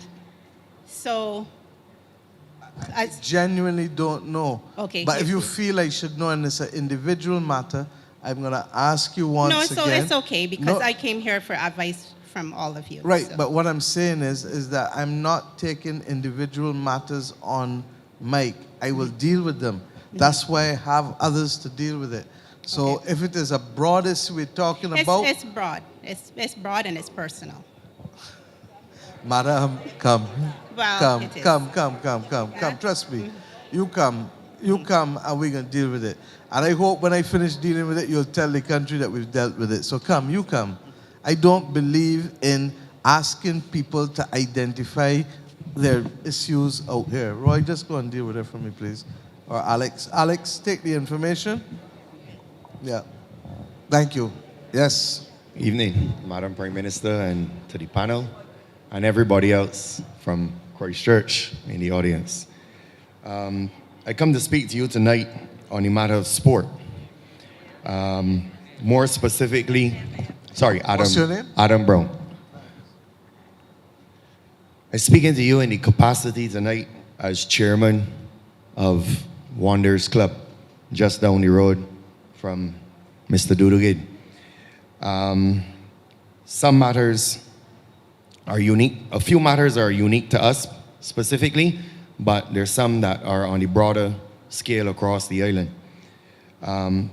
Almost all the clubs in the country right now are in shambles due to a few things, basically the economic climate and the neglect of the institution that governs the sport. Right? I leave that right there. We are all aware of how sports are used both for monetary gain and balanced with community-based engagement. We've seen leaders across the world heavily invest in sport from a private level, but also from a governmental level. Most notably, in my mind, in South Africa, where Nelson Mandela united a broken country through rugby and cricket. So it's from this vantage point I wanted to address the panel tonight and make my case for Barbados. Clubs right now are heavily dependent on membership subscription. However, with the ever-increasing cost of running a progressive cricket program in a sport that is already overly expensive, keeping the standard or achieving the standard that we want is basically out of reach from a financial aspect. I believe there's a couple of things that could help mitigate a catastrophic disaster in the coming year or years, and I ask your indulgence. Number one, on several occasions, this is specific to us, we've applied to the planning department on several occasions to put signage on the exterior wall, which are spots in between the columns to allow us to generate revenue through advertising, both on board or the sheet metal, and to have the separate application has been made for painting of what you would consider to be a mural where signs will be painted flat. On both applications, on numerous occasions, have been denied. Yet, the entire South Coast, from as far down as Boatyard, When last you applied? Because I have never seen, but I'll check on it. pre-COVID, so I believe 2019. So can we check? That wouldn't come to the minister. That's dealt with at the level of the planning department. But I suspect what is likely to happen is that we may have to give them a policy directive that is broader. So I thank you for raising it with us. No problem. Thank you. I thought it was something But- specific to the area, No. while the rest of the South No. Coast, is No, flooded no. with the same. No. And thing. in fact, I suspect that a lot of the ones that you claim to be flooding are doing so without lawful authority. I am not as here well. to judge. So, no, I tell you, if you can recall, because in order to do a lot of these things, you really do need planning permission. But that's part and parcel of an archaic thing, and William, we need to look to review it, while at the same time not making Barbados look like a advertising ghetto. Go ahead. Okay, so the second one. While sporting institutions are listed as non-profit organizations, we're still required to pay commercial rates for both water, electricity, and land tax. I believe that a waiver, I'm speaking on behalf of cricket clubs in Barbados, I believe personally the community-based engagement advantage, and I see Corey Lane here tonight, and I'm a fan of the Brass Tacks program. The youth is the future of this country. And if these institutions are burdened with these particular costs, then I believe, the engagement. I hear you loud and clear, but I will simply say to you that I have the same request coming from about 20 other corners. Well, so at some point, somebody has to pay the bills, but we will listen, review, and where possible, we will ease. But I want you to know that when given the question as to what we did in 2019 and how we should address some of these issues, what did we do, Ryan? That we decided to give the money back to people in their pockets. And people who previously would not get a reverse tax credit, who earned between $1,500 and $2,500 a month, we decided to give them the reverse tax credit. And when it came to income taxes, people who earn between $2,000 a month, $25,000 a year, and just under $3,000 a month, we decided to give them a compensatory income credit, which is so long as the government can afford it every year, whatever you pay in taxes, we give back to you. And we've done it in 2020, we've done it in 2021, and we're doing it in 2022.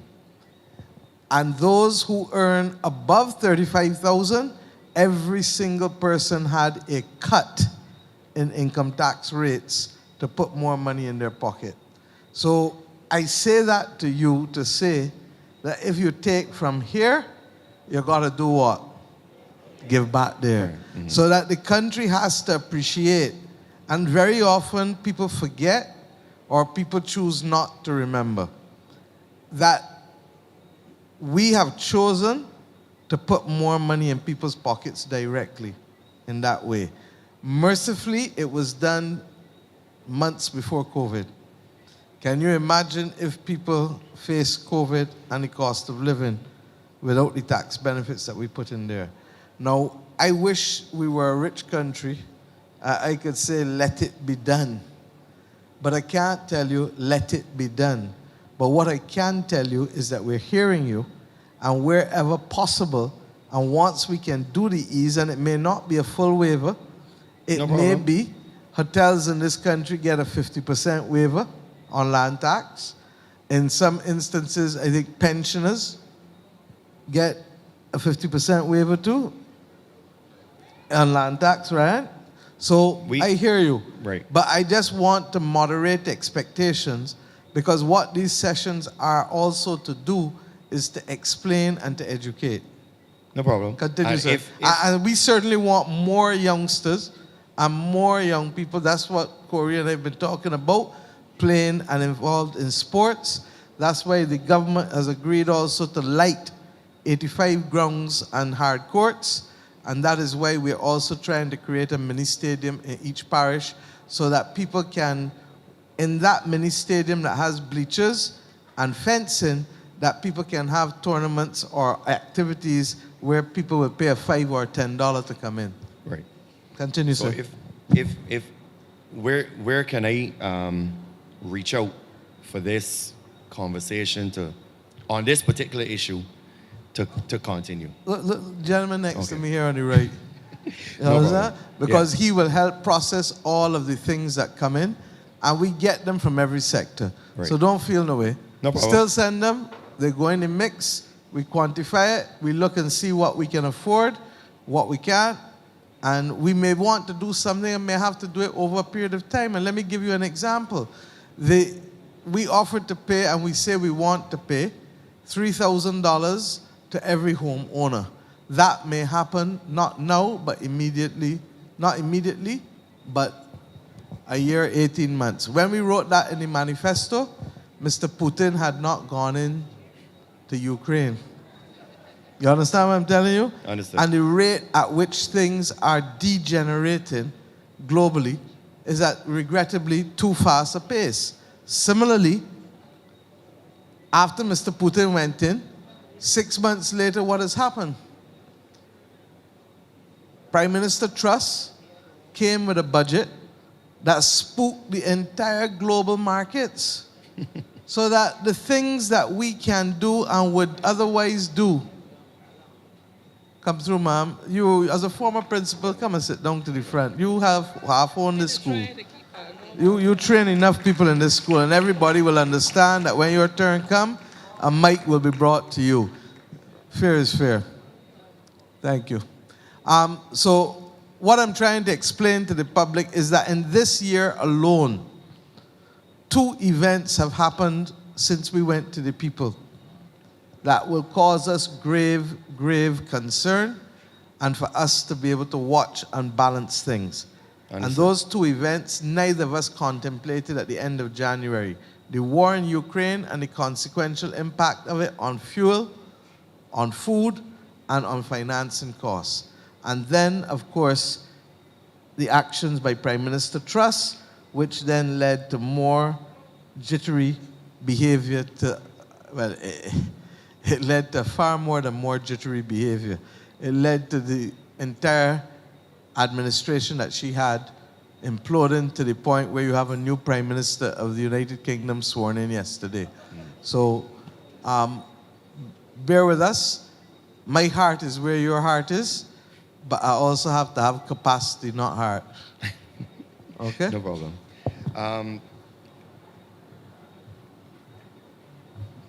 With these concerns, I would like to ask a question on the basis of grant funding or the access to low interest loans. Now, I know we're accessing them for the country as a whole, but I hear tonight speaking on a particular entity of the country that needs access to one or both of those 2 categories to enable us to finance capital works projects, which we can't otherwise do. And I speak to that against the backdrop. I think we're going to have to think outside the box. Mm-hmm. When last y'all put on a T10 tournament at night?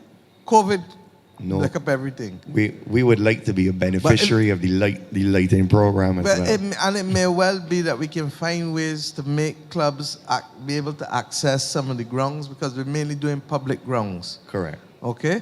But come and sit down with the minister and let us see how you're going to think outside the box, because one of the things that we want is more youngsters involved in structured clubs. Mm-hmm. Put something on the table, let us see how it can work.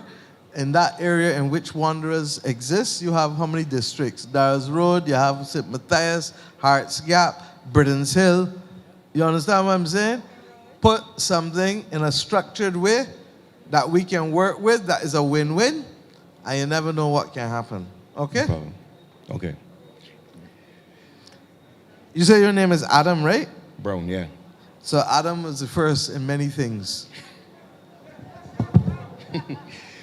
Now, this particular point is unique to Wonders, given that we're on the fringes of the Garrison Historic Site, a UNESCO World Heritage Site.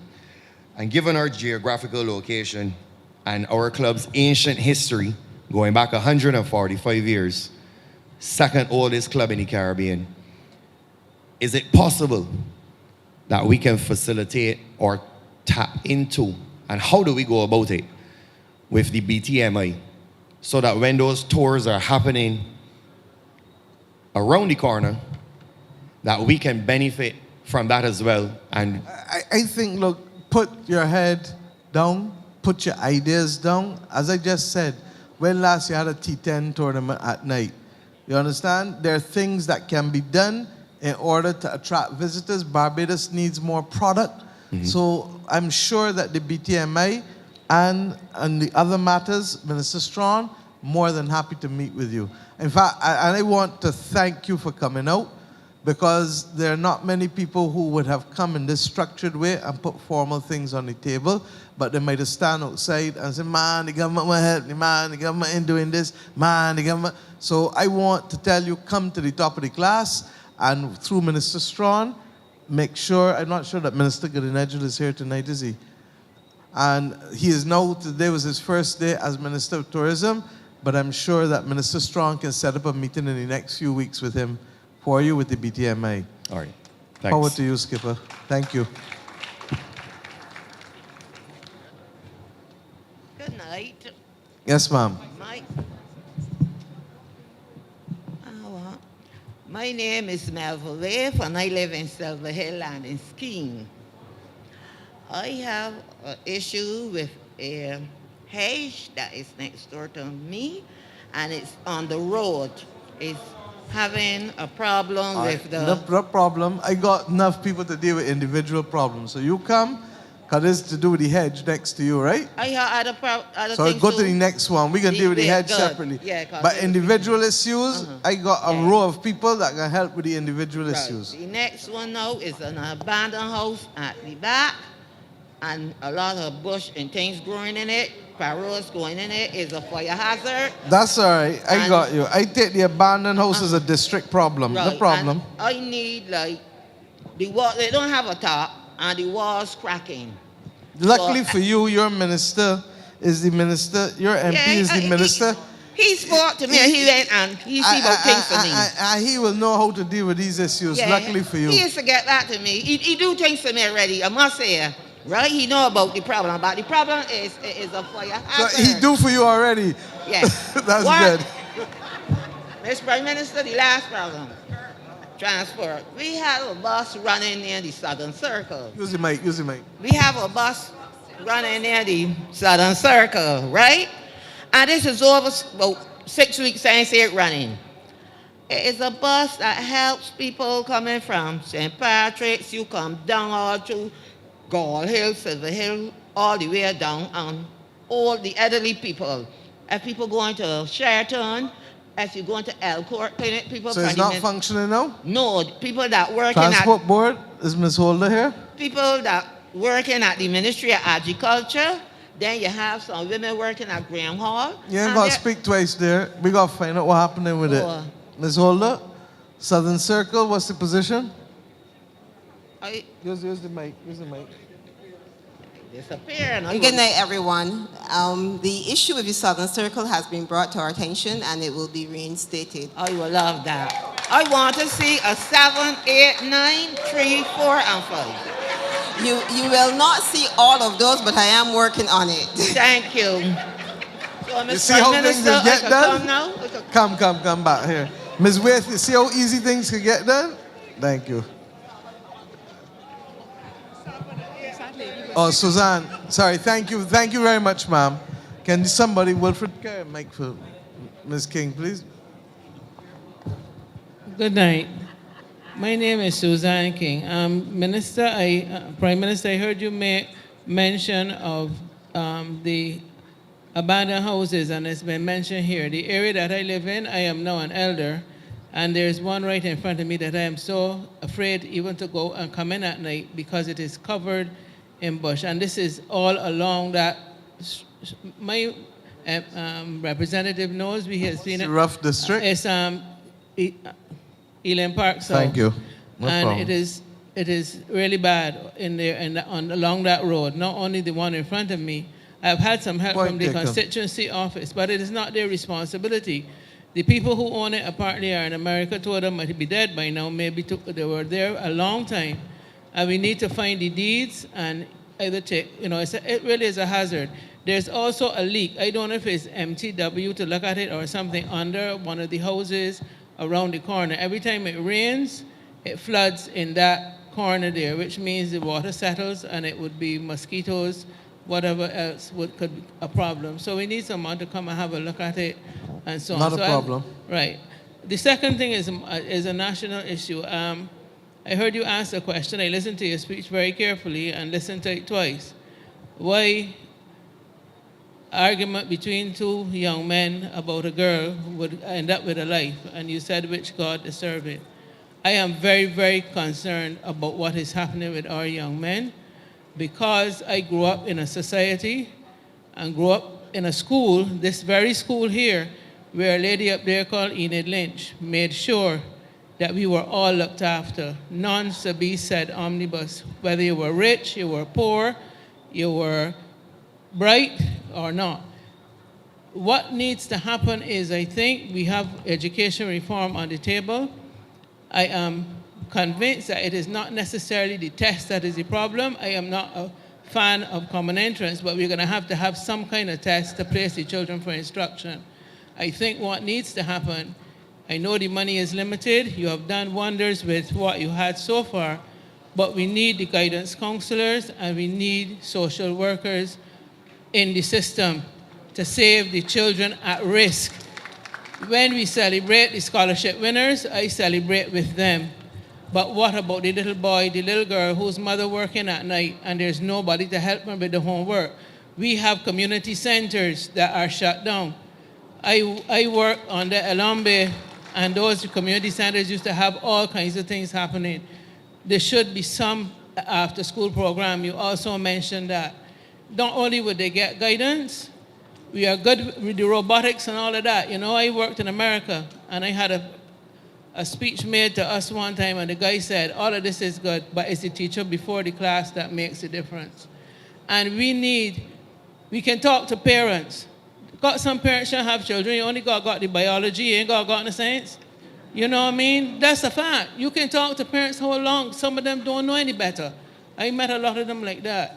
We have to provide a safety net. Also, I would wish that the schools have one vision. And when I say that, we have sections of the school. We have the Board of Management, you have the PTA, and I want to see these things revived and really working to mentor the children. It's not about buying a piece of equipment. That is good. But we have old scholars who have done extremely well. Nobody's name shall be called here, but one is sitting next to you. We want some of them to come back and mentor the children. We want them to come back and spend an hour. She mentored 7,000. Yeah, I know she mentored 7,000. She mentored more than 7,000 before that. But I'm saying we have so many. They're reaching out to me to revive the Old Scholars Association, and I'm going to try to do that. But it makes sometimes more difference to spend 2 and 3 hours with a little child that don't have anybody to tell them it ain't right to curse, it ain't right to fight, rather than giving and that you love them. Yeah, and that you love them. That is what I found when I went to a school which I had to turn around. That it makes more difference. We need to make a synergy of all the stakeholders, and I would like them to come together. I'd like to invite Minister Griffith to speak because he can tell you about some of the things that they're working on in youth affairs. I'd like to ask Santi, in fairness, Kay is here as well, but I think that the social workers, Santi, you can update because I know that I did that while you were minister with the guidance counselor, so that things have been done. But finally, I'd like to ask the Minister of Information to have a program because there's need for more Barbadians to speak on television and radio and social media to Barbadians so that people understand the things that matter. We make assumptions about what people know and what people don't know. And parental education is critical in this country. When I was Minister of Education, I put money every year in Parados.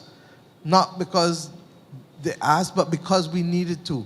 And we need to use the social media and the traditional media in order to tell the things, and so that people hear it often enough and they say, oh shoot, you understand? And there's some people who will never say, I love you, because they feel I love you is a weakness.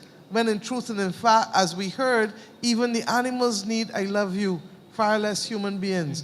So I really, really want to thank you for speaking out, but to encourage you that persons like yourselves and others who have helped build this society and others who are still building this society need to be able to speak out and to allow us to be able, because I feel that we can wrestle back down the problem.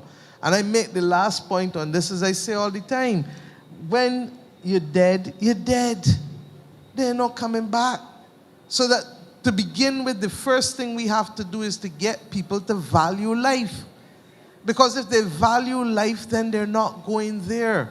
Even if there's a quarrel, an argument, whatever, they're going to know not to go to that level where they risk. And that's why the definition of murder is not only having an intention to kill, but being reckless as to whether your actions lead to death or not. Not true, AG? Minister Griffith. Thank you, Prime Minister. Good night, everybody. Ma'am, I want to address some of the concerns that you raised and to let you know that the Ministry of Youth is indeed working on a number of the issues that you raised. For example, I spoke to Minister McConney, and we're looking to roll out a national program at primary school level called Moving On. This program will seek to provide those class 4 students immediately after the 11 plus, an opportunity to engage with professionals who will deliver life skills. So when they hit secondary school, they're in a better position to manage some of the challenges that will happen there. You mentioned mentorship. Next year, January, the ministry will be rolling out a national mentorship program, and I hope that we can use some of the persons that you will identify to come on board with those persons who will be involved in the process.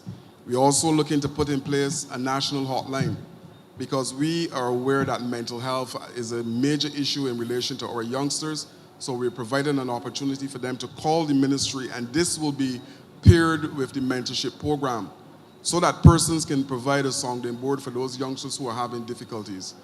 Recently, we would have instituted the block committee that is seeking to go on every single block across the island to reintegrate those youngsters who lime on the blocks across this country, to make sure that programs are in place. We're also involved in a program with the prison system where we're looking to reintegrate those youngsters who are in prison within our age cohort back into mainstream society by getting involved in a constructive, whatever program they want. But not only the program, but we are putting life skills as well in place to match or to make sure that those particular youngsters are involved in something that they can walk strong going forward.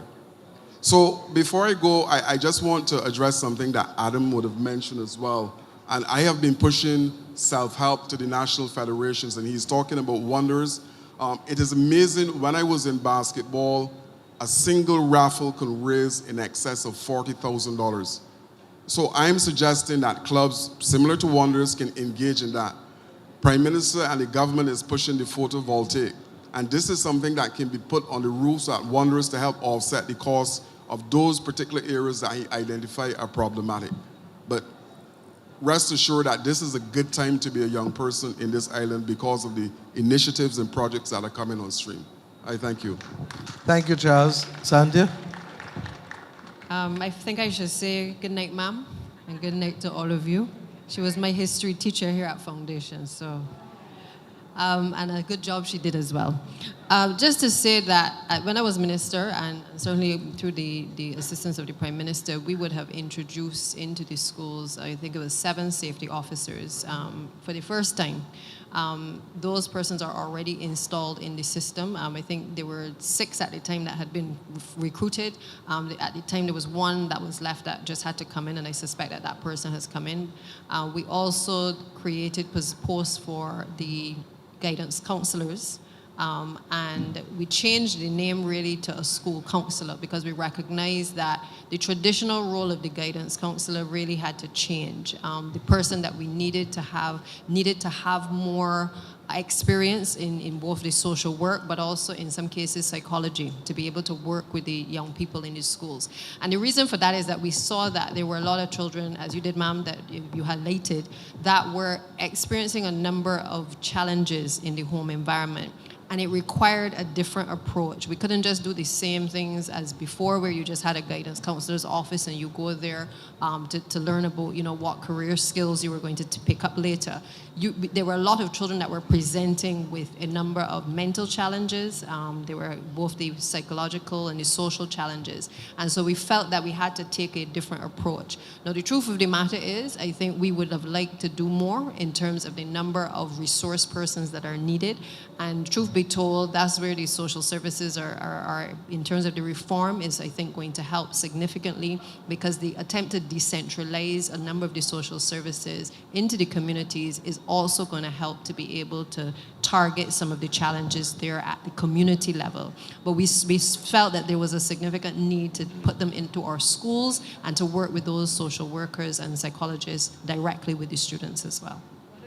Yes, I agree with that, but there are organizations that are voluntary, that don't cost anything, that there are people there. I was part of a committee that was setting up a program right here at Foundation that was going to be free. In other words, we were setting it up with the PTA, and it fell through the cracks. You see, you have to have a vision to understand. It has to be a team. The Prime Minister knows how teams work and how we can win with a team.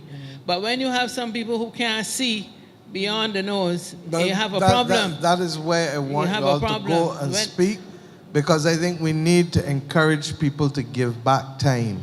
And Yes, Minister Humphrey is going to also speak to the country in a few weeks' time about how we work, because the most important statistic is if 1 out of every 5 is below the poverty line, then it means 4 out of every 5 is above the poverty line. And this country can do what it has to do by working together. So Santi would have told you about the first 7. One of the things we said is that, look, we're in the middle of a difficult financial situation. Start with these 7. We'll come again with the next 5, 6, 7. And we will keep going until we get all of the secondary schools covered, which is 21, as you know. So we're going to continue on that path and continue to do it. But as Charles said, there are some programs that we need in terms of mentorship. I came across also, and I shared with the parliamentary party, the notion of Council of Guardians that we have at different levels in parishes, where people literally give of their time. Are you prepared to give 10, 20, 30 hours a month in order to be able to make sure that we can lift the opportunities and create the groups, the old scholars, the sport groups, the community groups? Because let's take the same cricket. When men used to go to cricket clubs and belong to cricket clubs as a more religious form of action all the time, then they were able to help guide young boys who might not have had home at them, somebody to speak to. So we have to be able to literally step back up to the plate and give of our time. You know, there's a wonderful African concept called Ubuntu, which simply means I am because you are. We are. Unless we recognize that we only exist in this country because all of us are allowed to exist, then we're not going to do the things that are necessary to preserve the type of life and the quality of life that we have. So I'd like to urge you to work with the others, and I'd like to urge the individuals here to reach out to you. You have a body of information. You and all of the other retired head teachers, retired teachers in this country have a hell of a role that you can still play in terms of helping us uplift. And then ordinary citizens too. Ordinary retired school meal workers. Ordinary retired people who work as janitors in schools. Because more often than not, the janitors and the school meal They look workers after were the- social workers in this country. They look after the And they're children, the they ones still that do. pick up the difference in behavior. That's They're right. the ones that can tell you, watch that child from early. Mm-hmm. They know exactly what, because more often than not, the child is more likely to be well behaved in the classroom with the teacher, but to be themselves outside when the janitor, the groundsman, or the school meals worker watching them. Okay? So thank you, thank you. Yes, ma'am.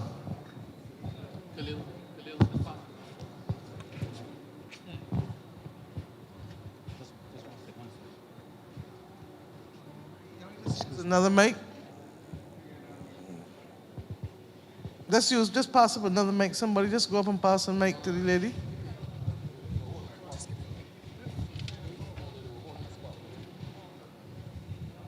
Oh, but I don't think the lady knew that somebody was before her.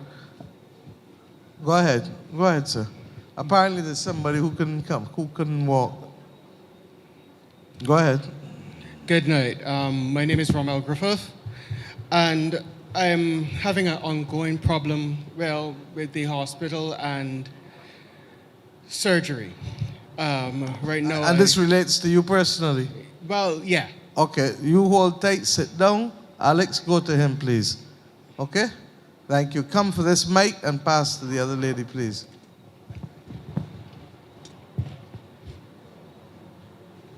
Yeah, that one is generally about transplant surgeries.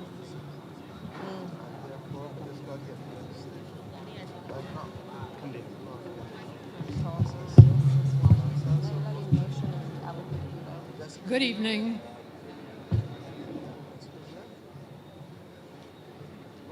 Good evening. I was just trying to make sure that somebody was speaking to the young man. Go ahead, ma'am.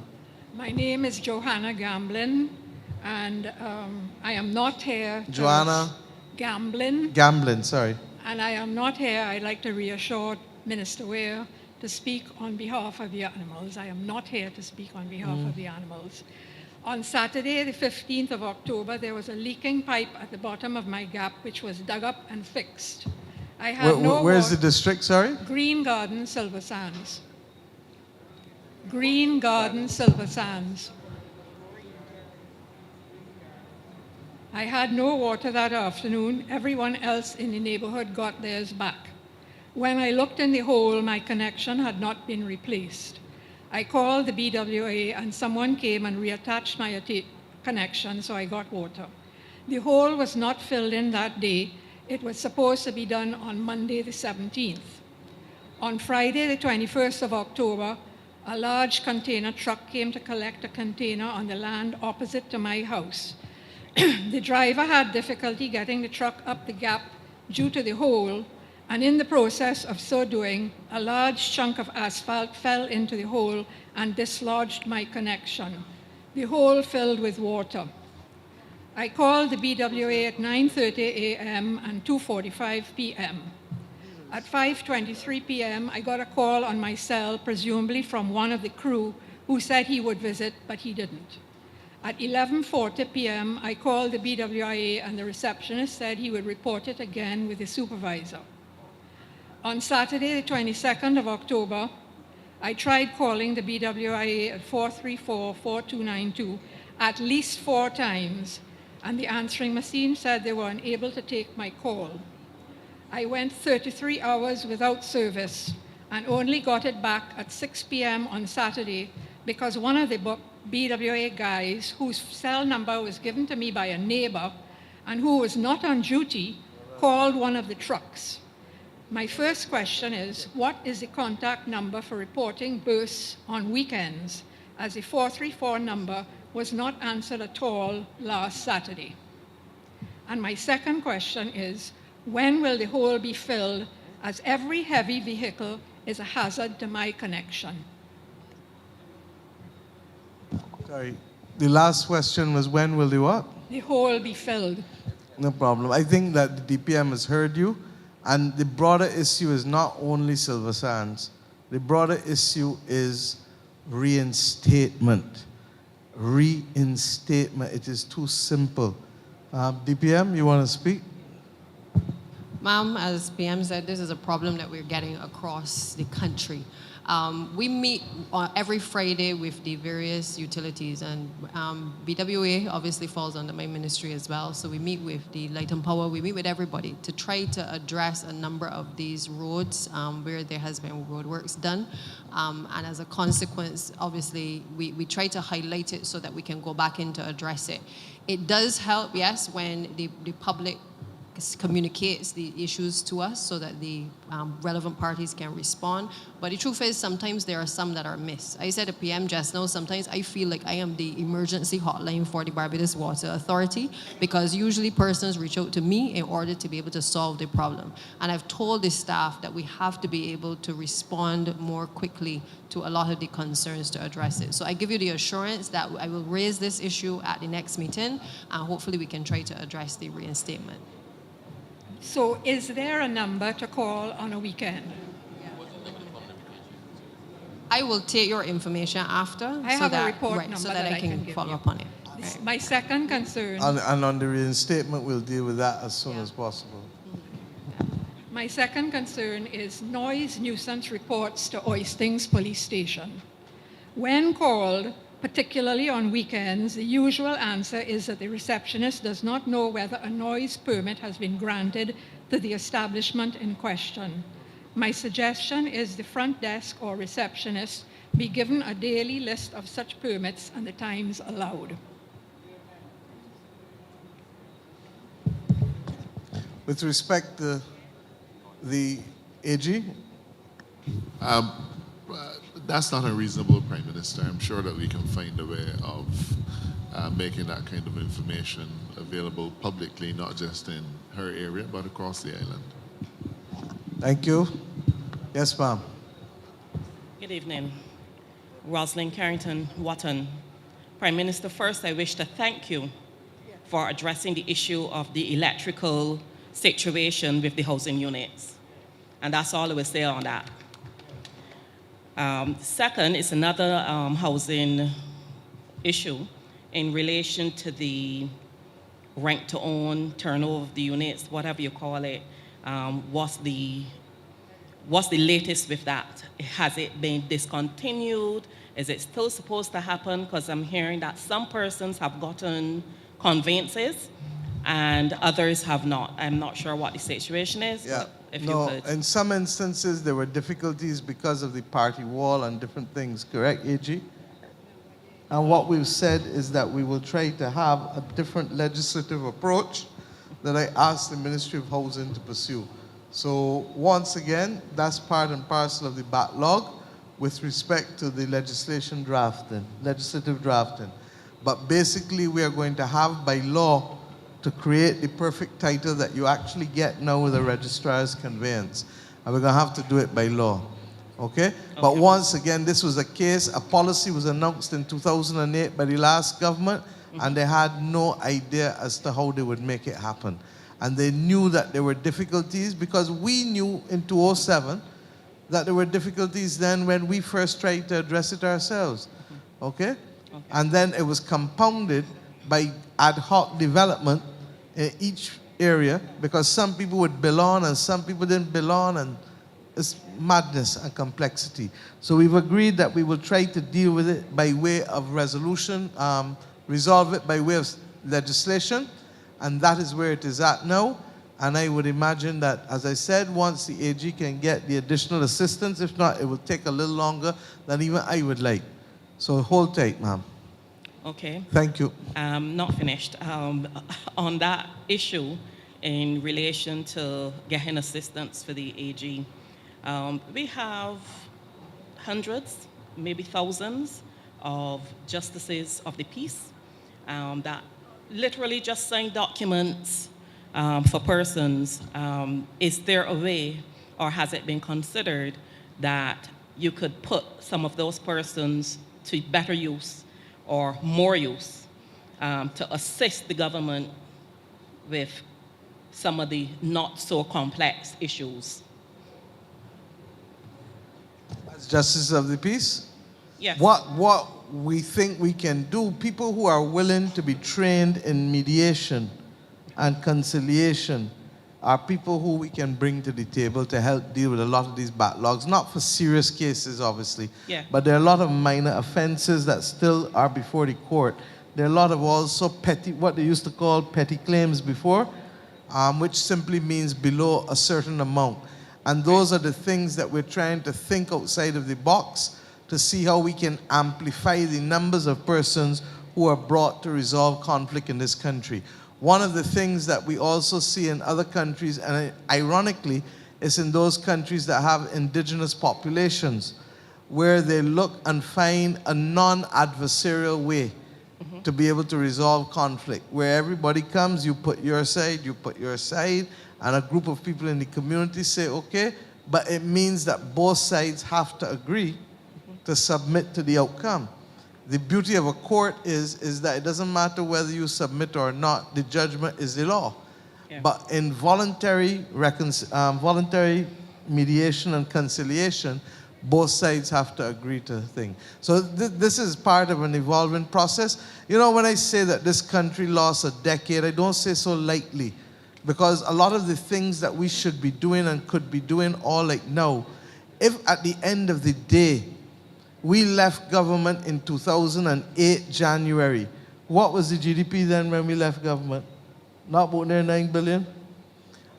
And I come back in government, and it was more or less at the same thing after 10, 12 years. Bottom line is, with COVID, it went back down. The governor of the central bank, speaking this week, isn't he? You will find out from him that at the end of this year, we inherited the government at 9 billion, and even with COVID, nominally, we're going to be up to 11 point something by the end of March.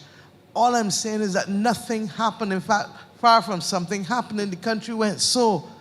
And you must feel it in certain ways. We feel it with the young men and young girls, young boys and girls who left school and who, instead of getting a job, have sat down for 7 and 8 years. And all of a sudden, we want them to develop a culture of going to sleep and getting up early in the morning and getting ready for work. If you don't do that and you don't know it, it doesn't come to you like that. Similarly, a lot of the other things that we're talking about could not command attention, because if all the government was doing was paying debt and paying salaries, what else it got left back to do anything? Nothing. So I'm asking the country, look, we are climbing back up a hill. We're going faster than I thought in some instances. COVID came, but we're picking back up a speed again. Similarly, let's also be real.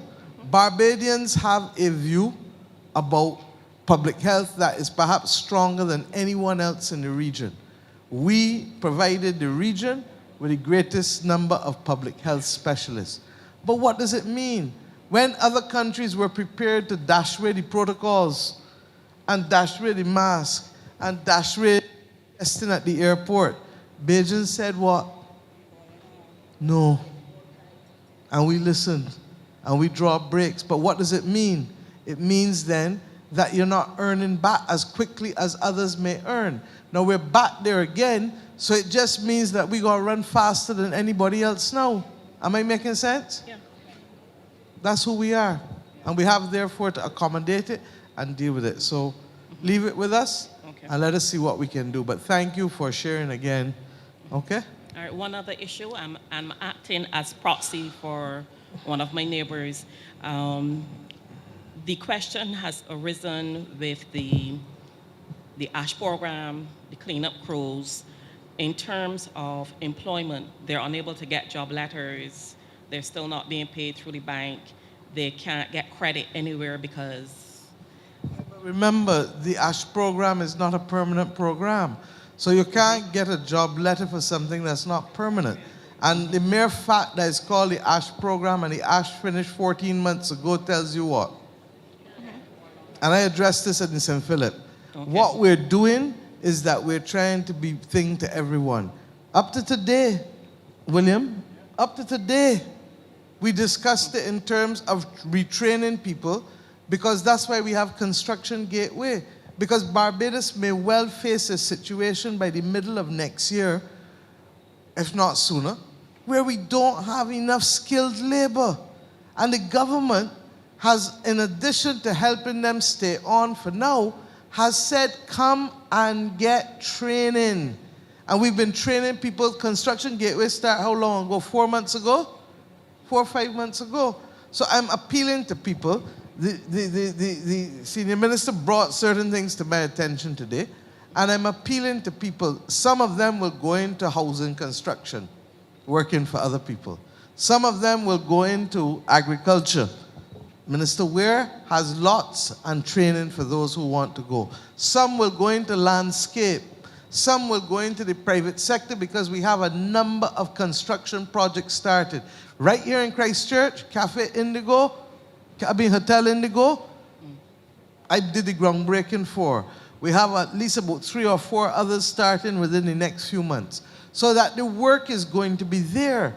And all we've been trying to do is to carry as many people because we understand what COVID did to the country. But we have also said from day one that this is not permanent because the government cannot afford to carry it as a permanent program, but we have opportunities for you that you can make a living and a trade from. Housing is a huge one. And the demand for housing is such that we're already seeing it multiply. And in fact, that's what I did the tour this morning on. Agriculture, huge again, because we want to do agro-processing and to be able to export. And the other things that I mentioned with you, the landscaping and then the genuine, not housing construction, but other construction. And then I've also indicated to Santia that she needs to hold back some, because remember I talked about buying additional equipment to do what? The tenantry roads, where people got to come out with 2 bags when the rain falling, with 2 pairs of shoes, sorry, 1 in a bag and 1 on the foot. And then in some instances, people stumping the toe because the road ain't even, etc. So we've said, look, we'll keep back some of them to work with the equipment, Mr. Tudor, and make sure that when the end of the year comes, we can do at least 200 of those tenantry roads as well. So work with us, we can get there, but it's not permanent. I ain't fooling you. I ain't coming to fool nobody. Thanks.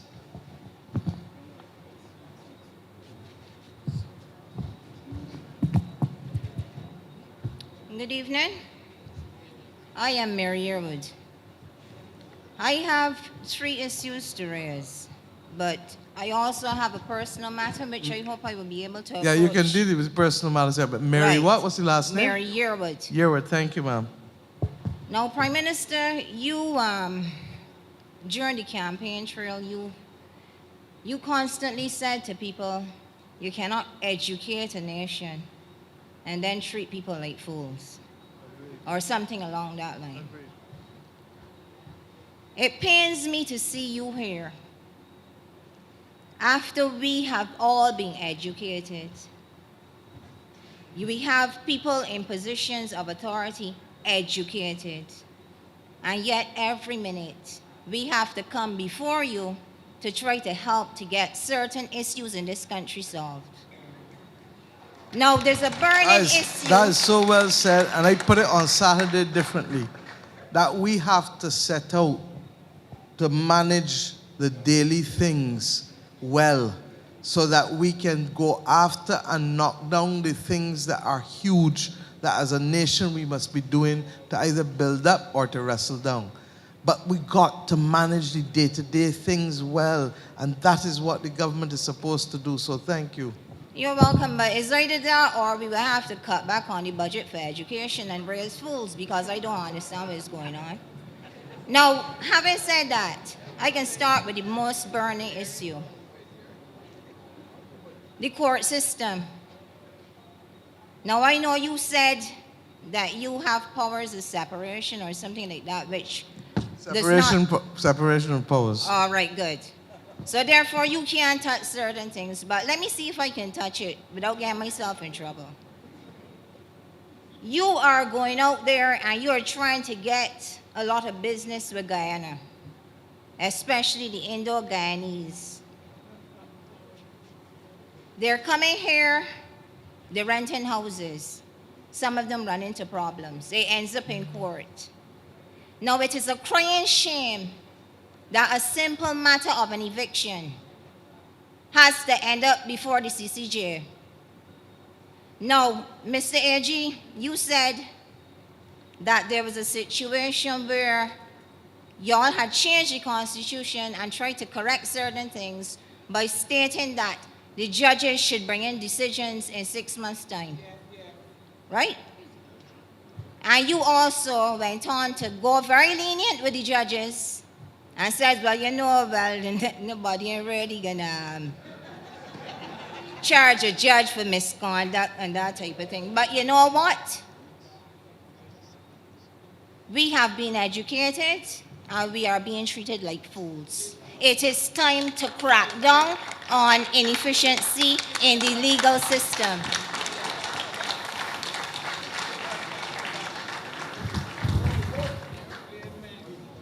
You don't have the powers to do it, but you all got the brains to find a way to get it done, and I would like to see it done. The next is you. Well, if you could hold for a second, ma'am, though, Okay. I think the fact that the matter has, whatever it is you're referring to, the fact that the matter has gone to the CCJ means that whichever party lost was dissatisfied with the ruling.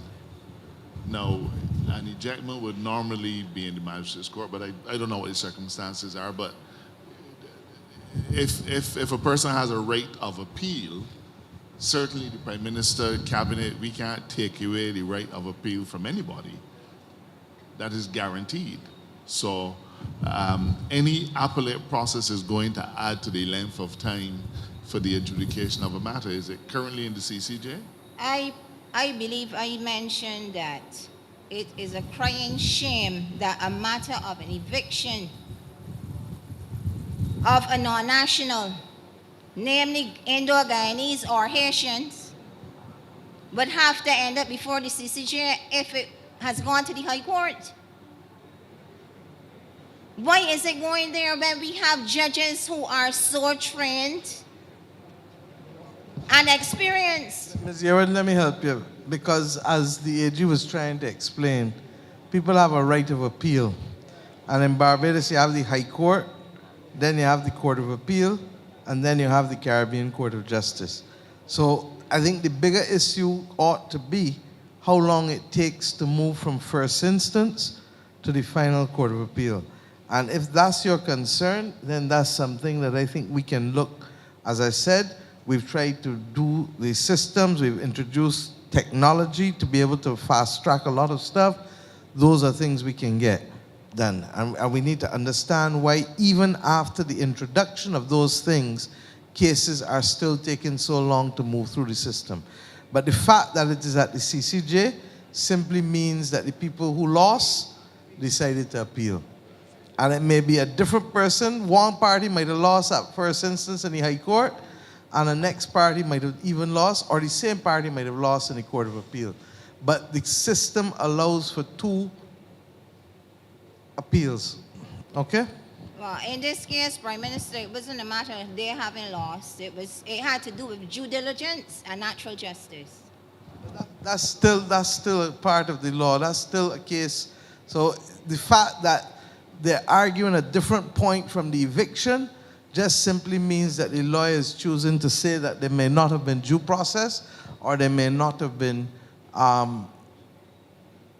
due process, or there may not have been natural justice, or there may have been some other breach. So remember, at law, you can complain about the substantive act, or you can complain about the procedure, the manner in which something happens. So that's all that's happened there. Okay? All right, Can we go ahead? let me just speed it up because this line really long. The next thing is these minibuses in Ferry Valley.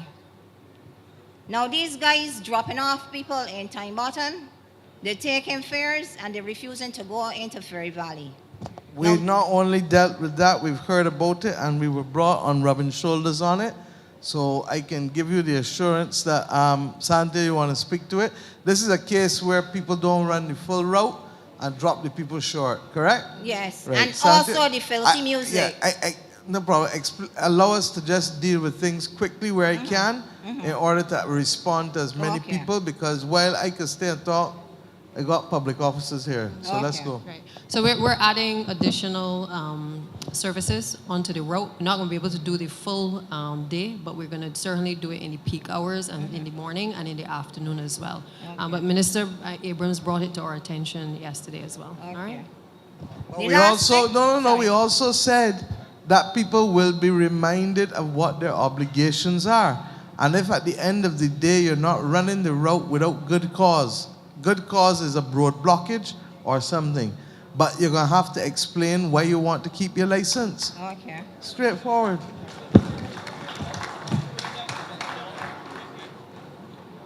Now the final thing.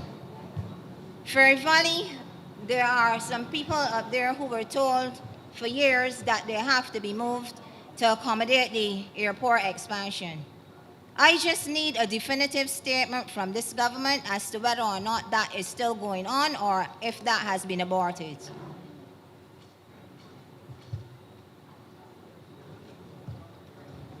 I suspect, Reggie, this goes back from when last we were in government, wasn't it?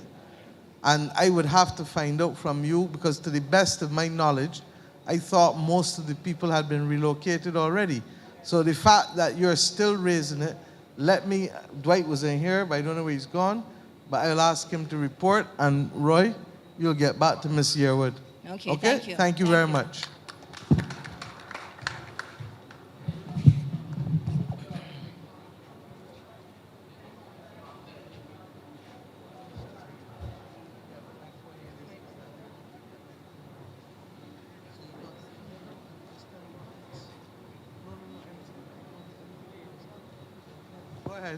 Hi, good evening. Name is James Cox.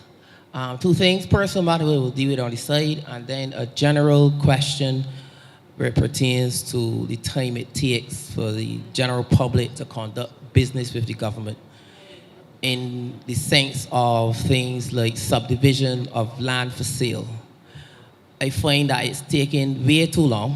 What's your name, sir? James Cox. James Cox. All right. I wonder if there's a delay within your ministry in particular. There's a delay in what? If there's a delay in your ministry or your department in particular. This is for subdivision of property for sale. No, in some instances, it's just simply the volume of stuff that's before us. Well, and also with subdivision, it has to go to who, William? It has to go to Public Works, it has to go to Agriculture, it has to go to Yes. Water Authority, it has to go to multiple departments. Yes, I understand that. So one of the reasons I brought the senior minister in is to be able to help us fast track that. But secondly, we are also in the middle of a transition from the old department to the new board, which has been done, you want to speak, William, over the course of the last few months. And there was a backlog that was created as a result of the transition. And where are we with the backlog? Yes, so we had a significant backlog because when the legislation was changed, and it's no longer called the Town and Country Planning Department, it's now called Planning and Development. And that meant that a board was put in place. So that board takes care of a lot of the applications for subdivision, but first they have to get comments that have to come through, as Prem said, Water Authority, Environment, and so on. And they have done about, I would say, about 50% of the backlog. They're still working through the rest of the backlog. Some people's applications are being still done under the old system, whereas others, depending on when it came in, you can opt to go into the new system. But there are a lot of applications for subdivision. And part of what is driving part of the applications for subdivision is because people, and I must speak frankly, Prime Minister, people are trying to game the system when it comes to photovoltaic systems. And what happens is this.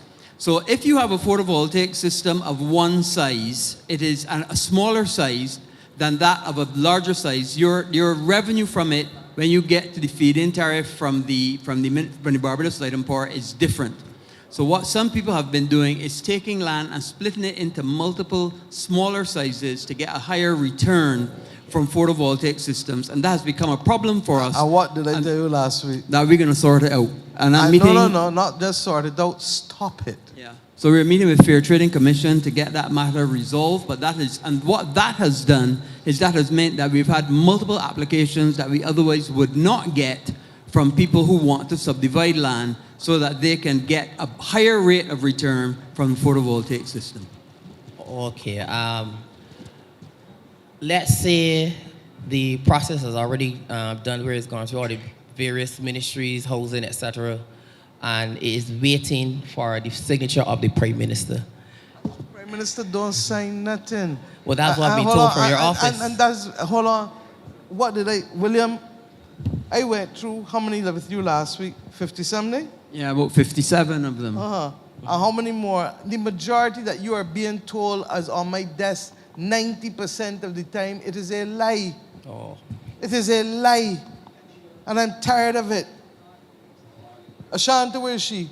When things come and they're uploaded, I'm told then when they're uploaded, if I can't deal with them straight away, what happens? I then wait a couple of days and I still end up dealing with it. Please. Okay. Can I speak to you, the representative? Said if you have a personal issue? All right.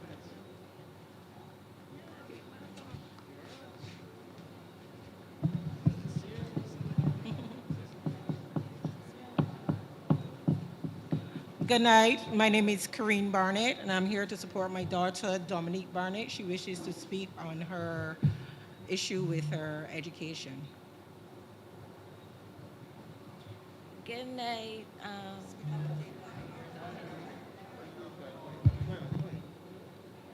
Good night. I am here on behalf of myself and the fellow student nurses of Barbados Community College.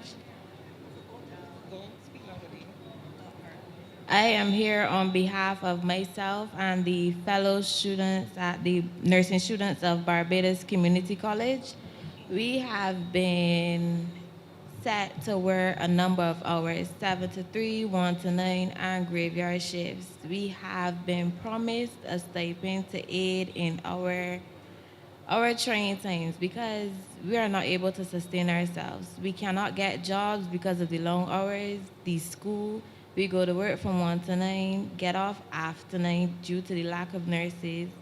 Then after that, we have to wake up and be at school the next day, get off from school at long hours, and then have to go right back to work.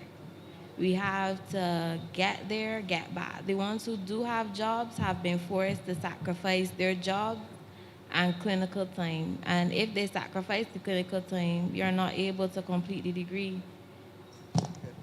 Let me get it investigated. I can't tell you the facts, and the Minister of Health isn't here, nor the former minister. So suffice it to say, Roy, as we've done with every other one who has come, including the last ones we settled was the nutritionist, wasn't it? So, you understand? So we will deal with them as you come. So speak to Mr. Morris, and he will speak to the Ministry of Health to get back to you all. Okay?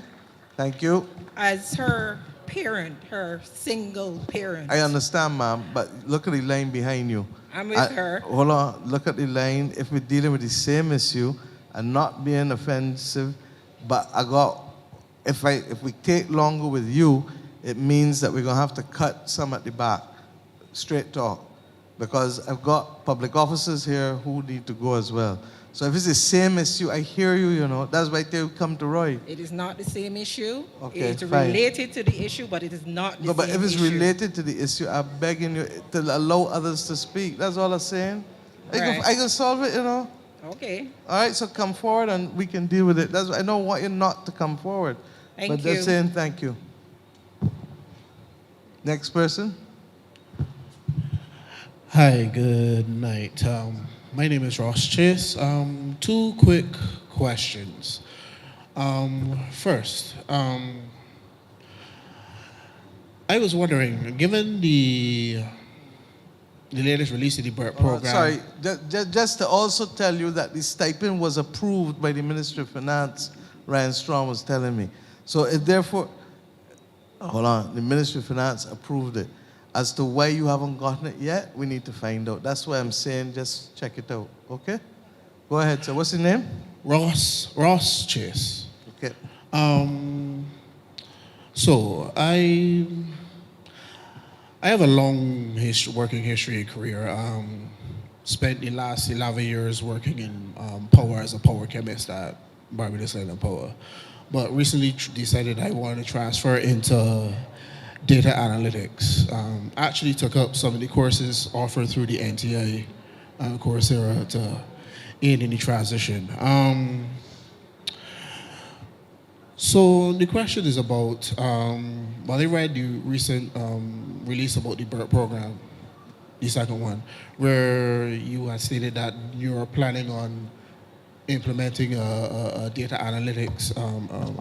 Not this year, but at some know point not this year, during the but- course of the BERT program, we will. Right. Statistics and data analytics So entity. I'm wondering, I'm thinking about, given the fact that I'm not the only one, a lot of us that have done the program in the cohort are just wondering how the government plans to integrate some of us who have already been trained and know and actually working within the field now. What I'm going to do is to ask you after the town hall meeting finishes to have a conversation with this gentleman to my right, whose responsibility it will be to make sure that that agency comes into play at some point in the next 12 to 18 months. Yeah? Mhm. So that was the first one. Then the second one I'm asking as proxy for my girlfriend. Her name is Monique Clark. She's a serial entrepreneur, 60 years in business. Actually is here in Barbados, but originally from overseas, US. So she's taken an interest in potentially getting into the medicinal cannabis program. And she was wondering, given the exorbitant price of the licenses and stuff, if there is any way, because not only for her, but general for the public, if there are any plans to do any sort of co-ops and that sort of stuff. And Dar, you want to speak for 2 minutes on it? Don't be long, because I want you to hear the others. So the Minister of Agriculture will explain to you what's likely to happen there. Hi, good night. Yeah, thanks for your question. In actual fact, we are creating what is called ecosystems for people who cannot afford licenses, so that we put people to work in groups or in co-ops. And what the government would do is provide them with the opportunity to do cultivation or processing. We're seeking to create systems where people who came out of the FEED program can transition into cultivation, and then those people who form co-ops can also be a part of the ecosystem that we're creating for people to be able to do cultivation to feed into a processing system. Okay. Thank you. Yep. Take care. Yes, ma'am.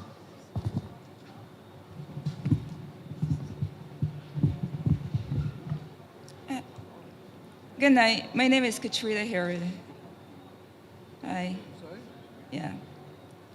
Question about the incinerators at the hospital and the environmental impact.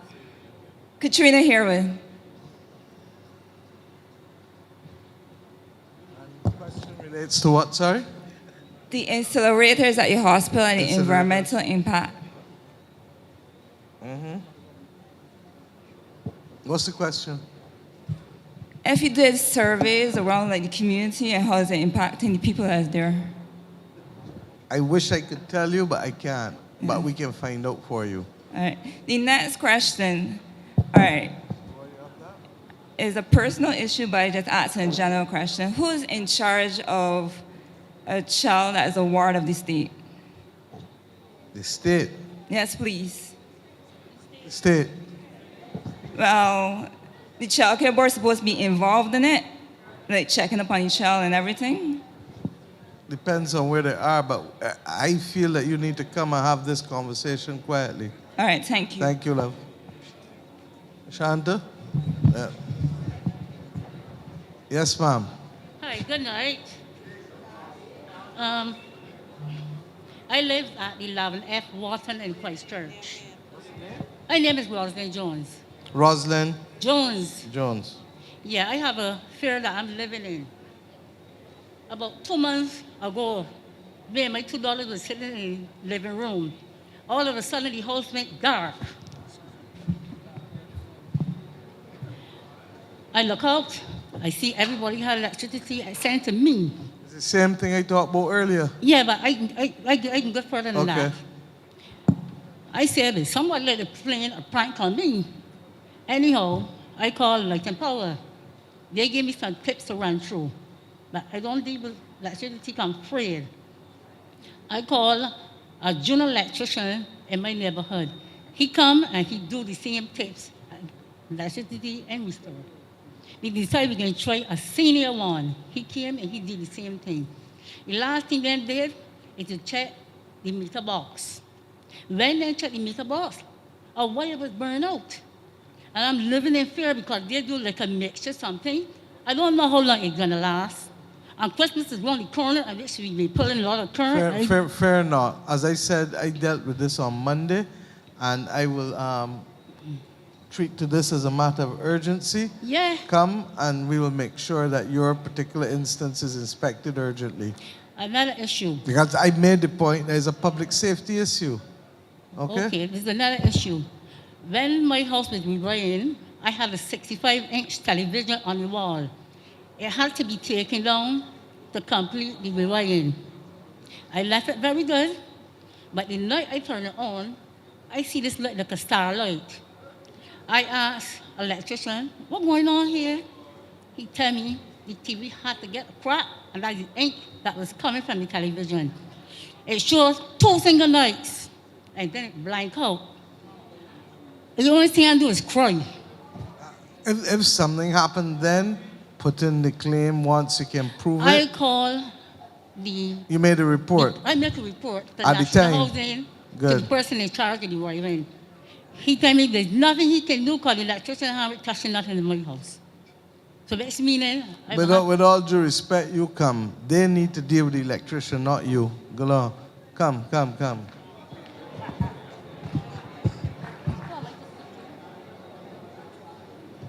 My Prime Minister, Ms. Bradshaw, good night, ladies and gentlemen. I am from St. Michael's East, but I'm not, don't worry about Mr. Michael Howell. I am Michael Howell, and I am the general worker once at St. John's School that my Prime Minister, Minister of Education, gave me that weed whacker when the principal refused to bite. I got a little problem. I don't want to walk it now, but I want some help. I have a daughter who have 2 kids, and she don't get a little pig in the road. Up the last Friday night, she get evicted. But no, ma'am, a little more than that. No, ma'am, a little more than that. I understand, a little more than that. No, a little more than that. A little more than that. The urban, somebody introduced her to the urban development, and they asked me to bring the papers, my land. I took it. They asked me to write a letter giving them permission to build. It is not building. More than 50% of the work done. We only want some help to finish. Brother, come out. We're going to talk. Come out. Come out. Roy? Come out. You can't try fast one for Mr. Howard. We can deal with it. You can't try fast one. Good night. My name is Janice Glucci. I'm here on 2 issues. I live in Fairholme Gardens in Maxwell, and there is a serious problem of overgrown lots, which nobody's attending to. You try to report. Initially, we used to go to a particular area to report it, but nothing has been done.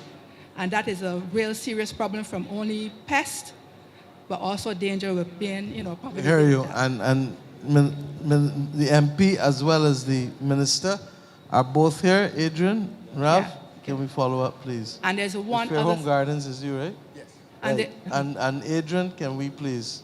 And there's another issue. I have lived up. The legislation coming soon, though, as I said on Saturday, to hold landowners accountable.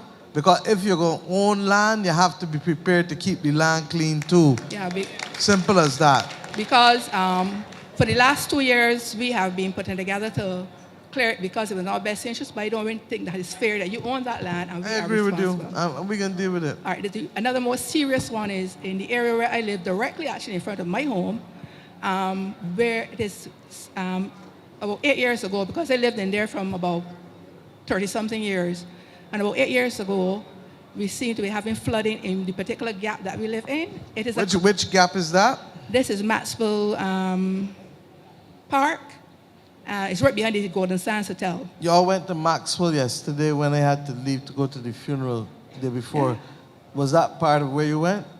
Because each time it rains, like how it rained a couple of weeks ago, we can't get in or out. Okay, no problem. Mr. Yerwood, Santia, we can arrange, Ralph, we can arrange to have a site visit to follow up.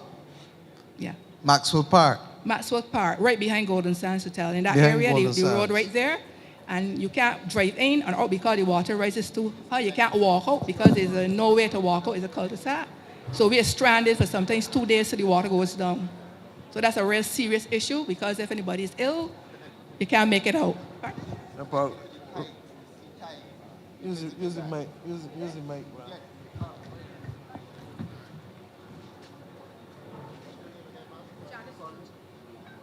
Scallucci. Look, we visited that about 3-4 years ago, and we were told there's some relationship between the tides, the ocean tides, and the flooding that you get there. It's a very difficult problem, but we visited that with the MTW officials about 3-4 years ago. No, use the mic, use the mic. I know exactly the area you're talking It's about. amazing you say that because as I said, I lived there for about almost 30-something years. Yes. And prior to 8 years ago, we didn't have that problem. There were always tides, as far as I'm aware. So there has to be some particular problem. I think it's the drainage. I think when some persons were constructing the area, that they allowed the water to wash into the drains, and I think they got blocks in the down in there. I hope it is the drainage because that can be fixed easily. Yeah, because that's But what some I'm time saying. ago, we visited with Mr. Daisley and another engineer. We were told it had some relationship to No, the I tides. can tell you, I lived there. When I lived there, I was about the fourth person who built up Ms. there. Scallucci, if it's the drains, we are very happy to hear that. It will be fixed. Thank you so much. But also DPM will go with the MP and Mr. Yerwood. And as I said, we've been going around looking at a number of areas. So rest assured, we'll look at it. Okay, thank you so Okay, much. Thank you. Thank you, Ms. Scallucci.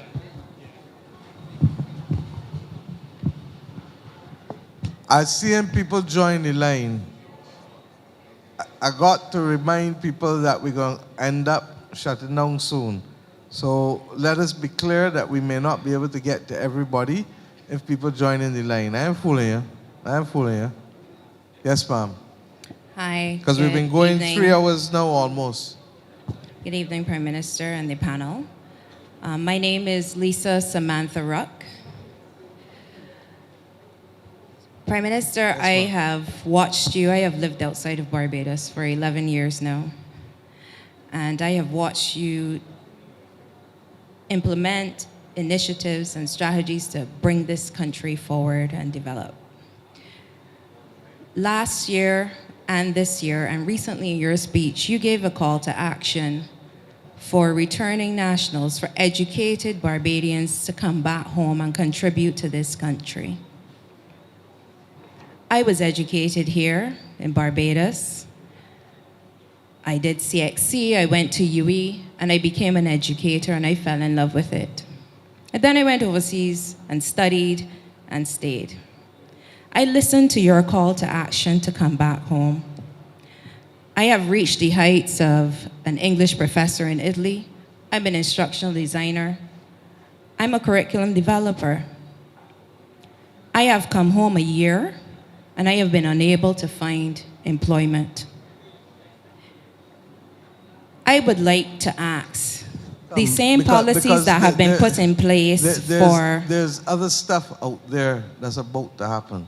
So that's why I'm saying come and have It's the not a personal conversation. issue. It's, I would say, many people, young people my age, that want to come home and contribute to this country.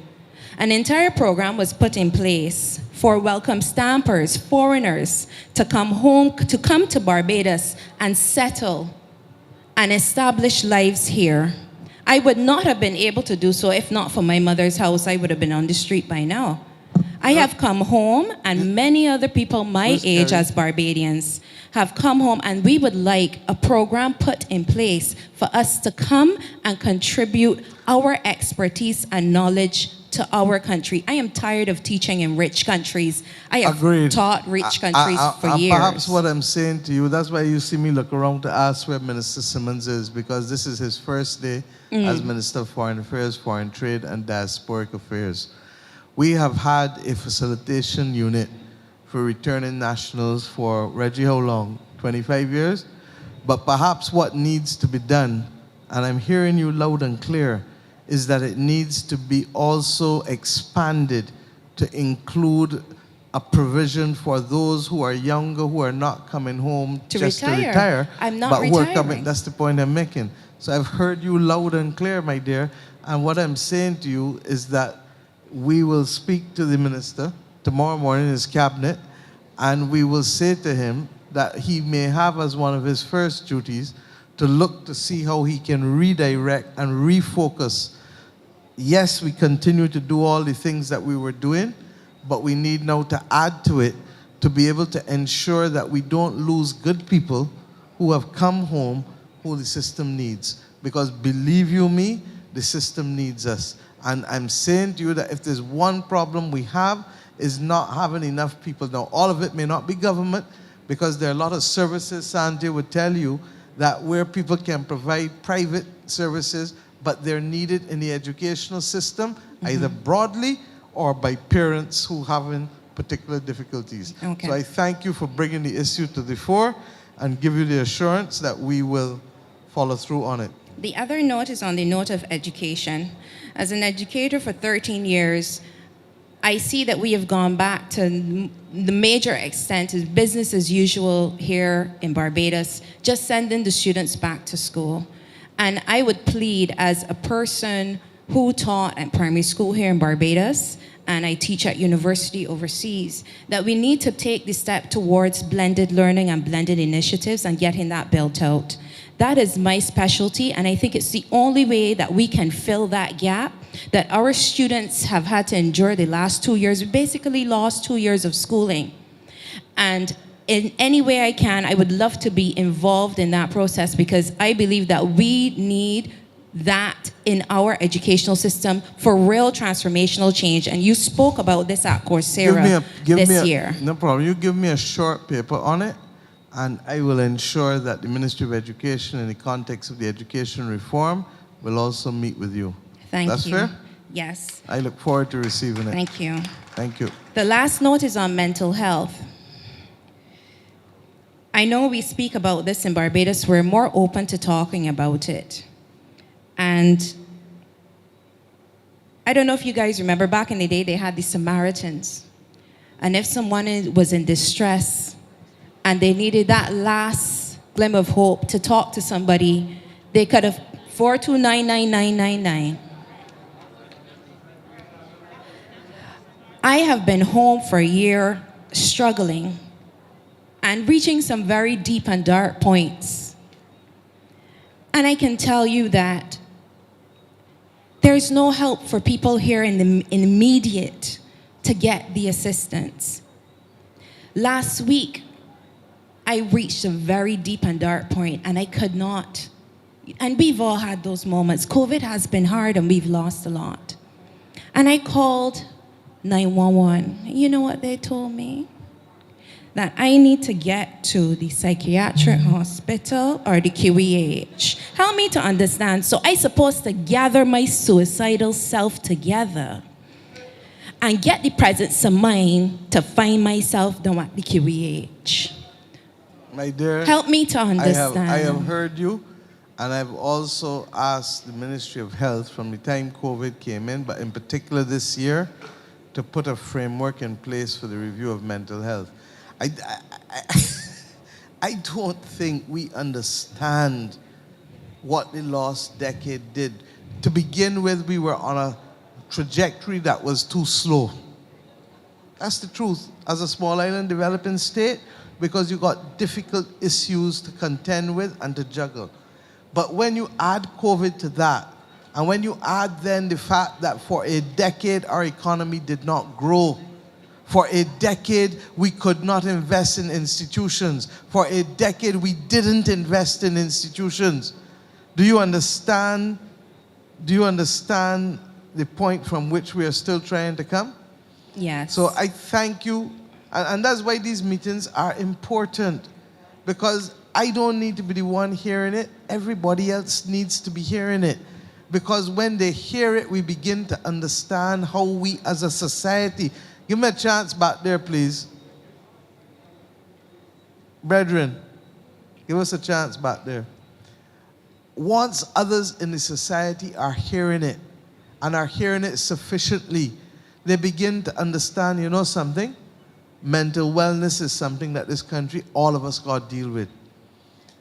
We heard earlier with the animals, it's something that all of us got to deal with. We hear different with the blocking up of drains and all of the things. Ms. Colucci, if you believe, as might be the case, as Ralph said, that in the construction of houses, things may have gone down the drain and literally blocked the drain from being able to be free. Why? We go to a lot of these private housing developments. It's only in the last few years that town planning, last decade, 15 years, that town planning has got ignorant with people with private developments. But half the developments in St. Philip in the 1960s, 70s, 80s, 90s, Mr. Yearwood nodding his head, did not comply with anything called drainage. People sell the lots, build houses, and go along about the business with the profits. And the government now left to clean up all of the damage, and the people privatize the profits and socialize the losses. So I thank you for raising it, because I know that the subjects that you're raising are not easy subjects to be raised, and I'm conscious of it. Thank you. Thank you. You have a good evening. You too, my dear. And please don't forget the paper for me. Okay, Mr. Morris, you'll follow up with her. Yes, Santi, just cheer for me, please. I have to. Pleasant night to each and everyone. Member of Parliament Strong. How are you doing, sir? All right, I want to read this quote from the Prime Minister at St. James Speaks. And the Prime Minister said, "We have very few options left to make money as a country." So in the interest of time, I'm going to only address one matter. And that is the ability or the inability for Barbados, Incorporated Barbados, or Sovereign Nation Barbados, to generate direct revenue. What I call direct revenue, it's revenue that is coming from entities such like a national bank, a state insurance corporation, light and power plant, whether if you own the plant or have majority shares, telephone, airport, seaport, oil terminal, sugar industry, etc. Those are what I call direct revenue generating entities. Indirect revenue for me are taxes, fees, and borrowing. Everything that is spoken of here tonight requires finance, every single thing.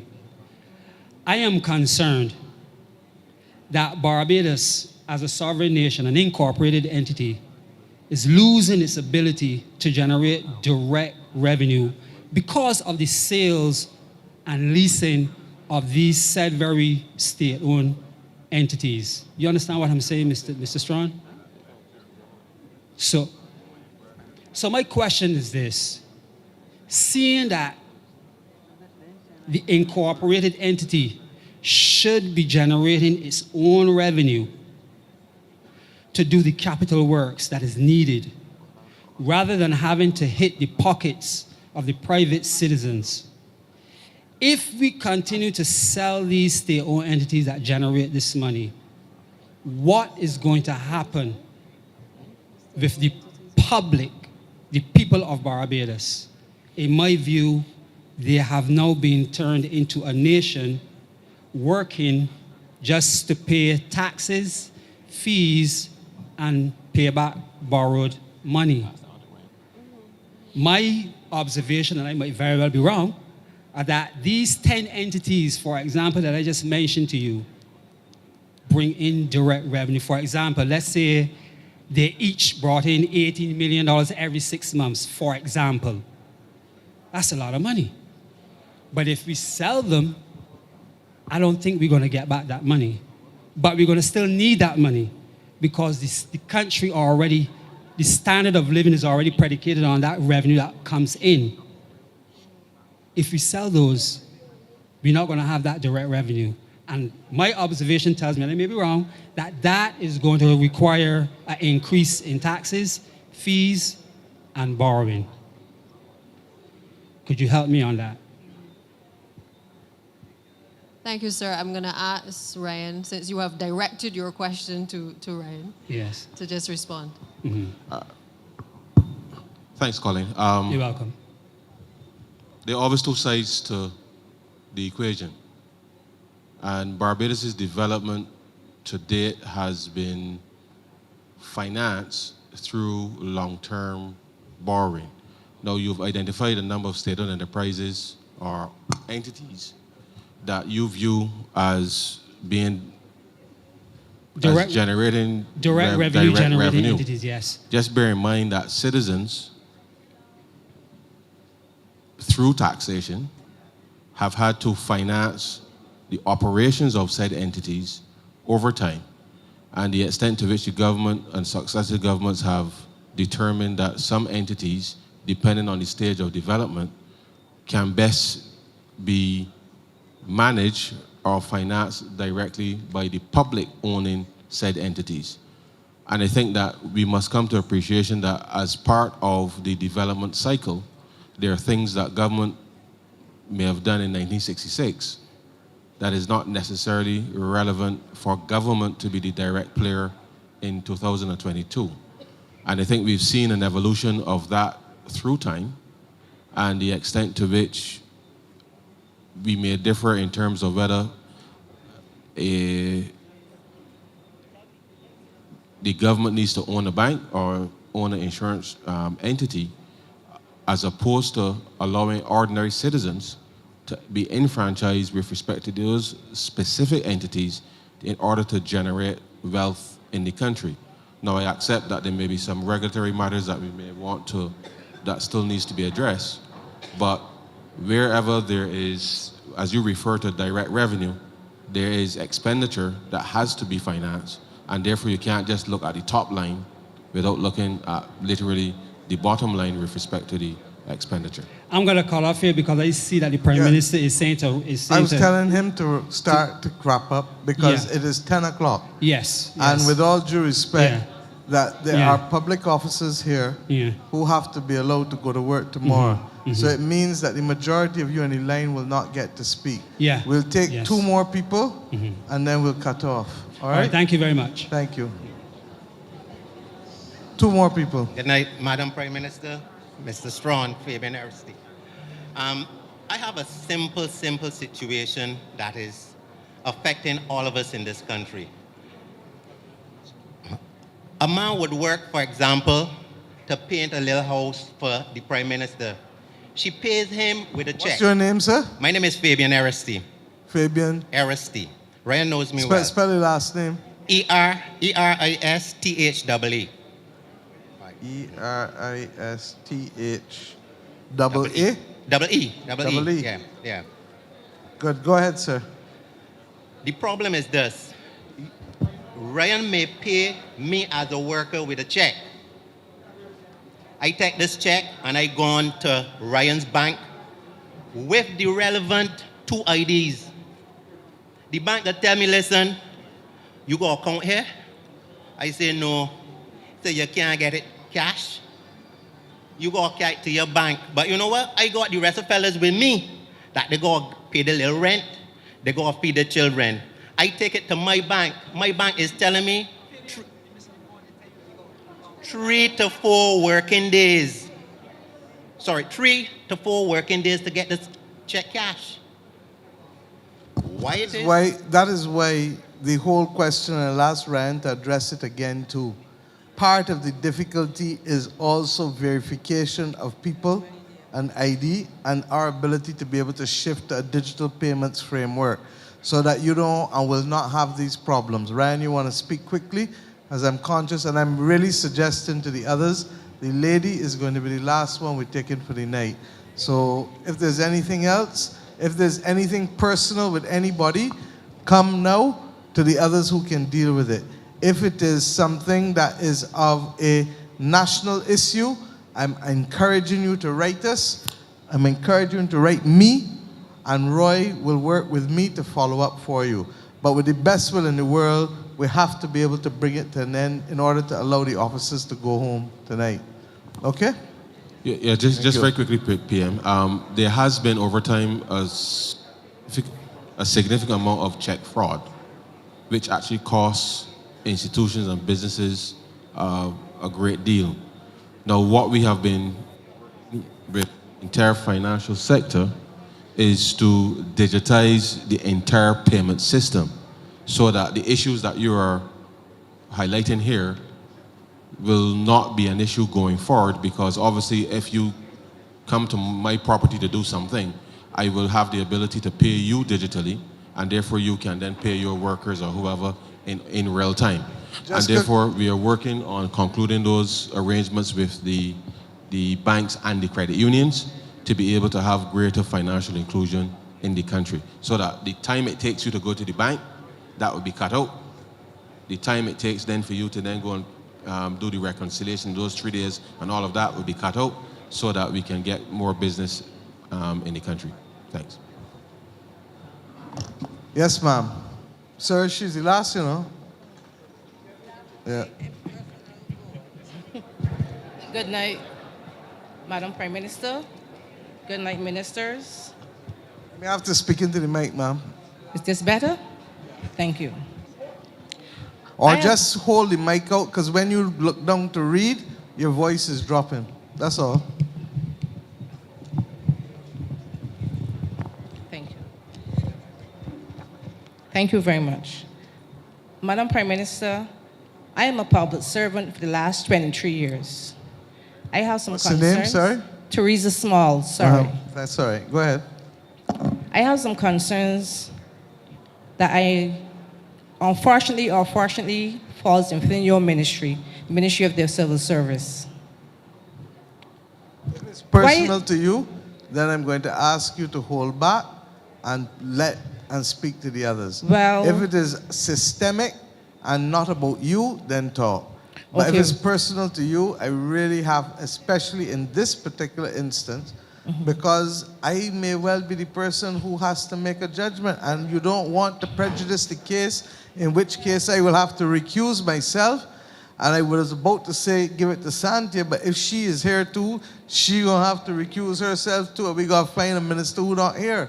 You understand? I don't think you will have to do that, Madam Prime Minister. So therefore, I would suggest that if it is personal, let us deal with it in a proper way. And if it's public service is not processing it quick enough, which is a case of pace, then Mr. Morris will help me find out, and we will get an answer. Mr. Morris is quite familiar with this, aren't you? And if he is, then it means that we're dealing with it.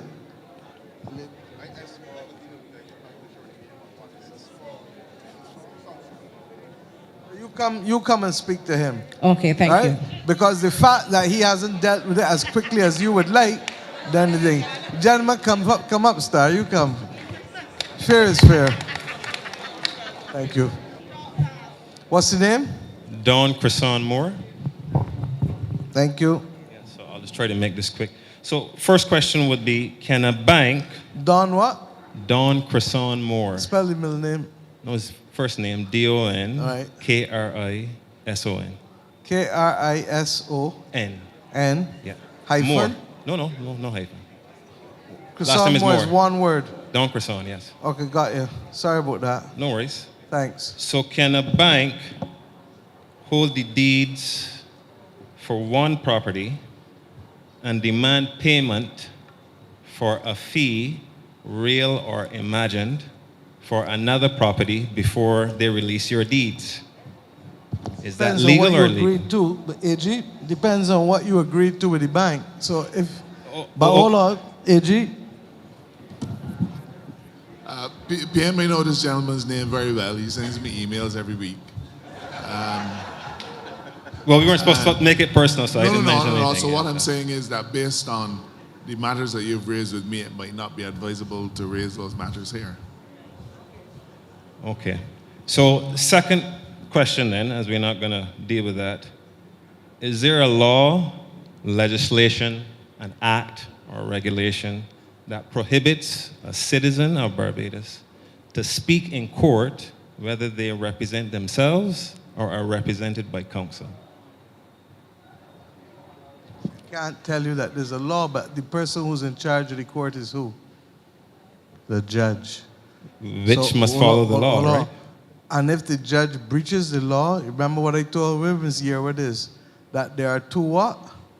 Two appellate courts. So if a judge wrongfully shuts you down when you have right to due process and natural justice, where do you go next? Upstairs. Okay. So hold on, and let's be clear. Mm-hmm. You're asking us to posit on a situation, to comment on a situation without knowing all of the facts. Now, in the same way that I will not do it against you, I will not do it for you. Okay, and the last one, because in the interest of time.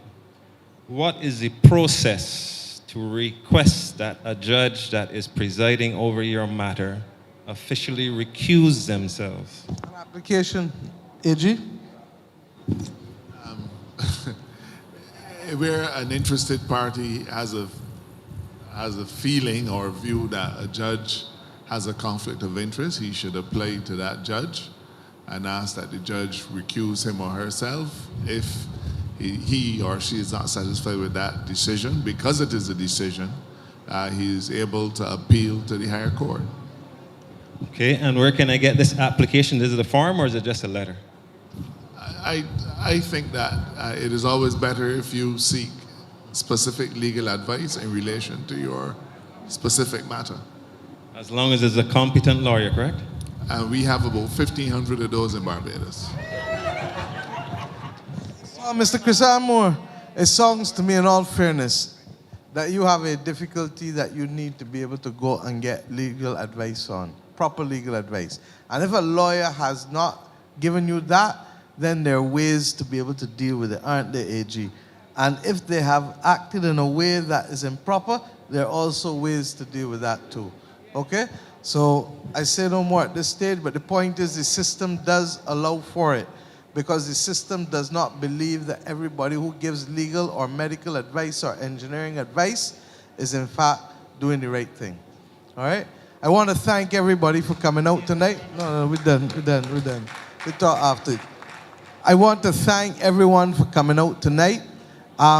Ms. Waith, give me a chance. So that what we're trying to do is to make sure that wherever possible, we can follow up. Those things that have been raised publicly, we will continue to work on and advance. Like, I think it was Ms. Ruck who spoke to us about the expansion of the Returning Nationals Unit. And those things that are individual, my officers all have a list. We cannot promise you we can solve everything, but we promise you we're going to investigate and try our best to get as close as possible to resolution in all of these issues. Thank you for coming out, and have a good evening.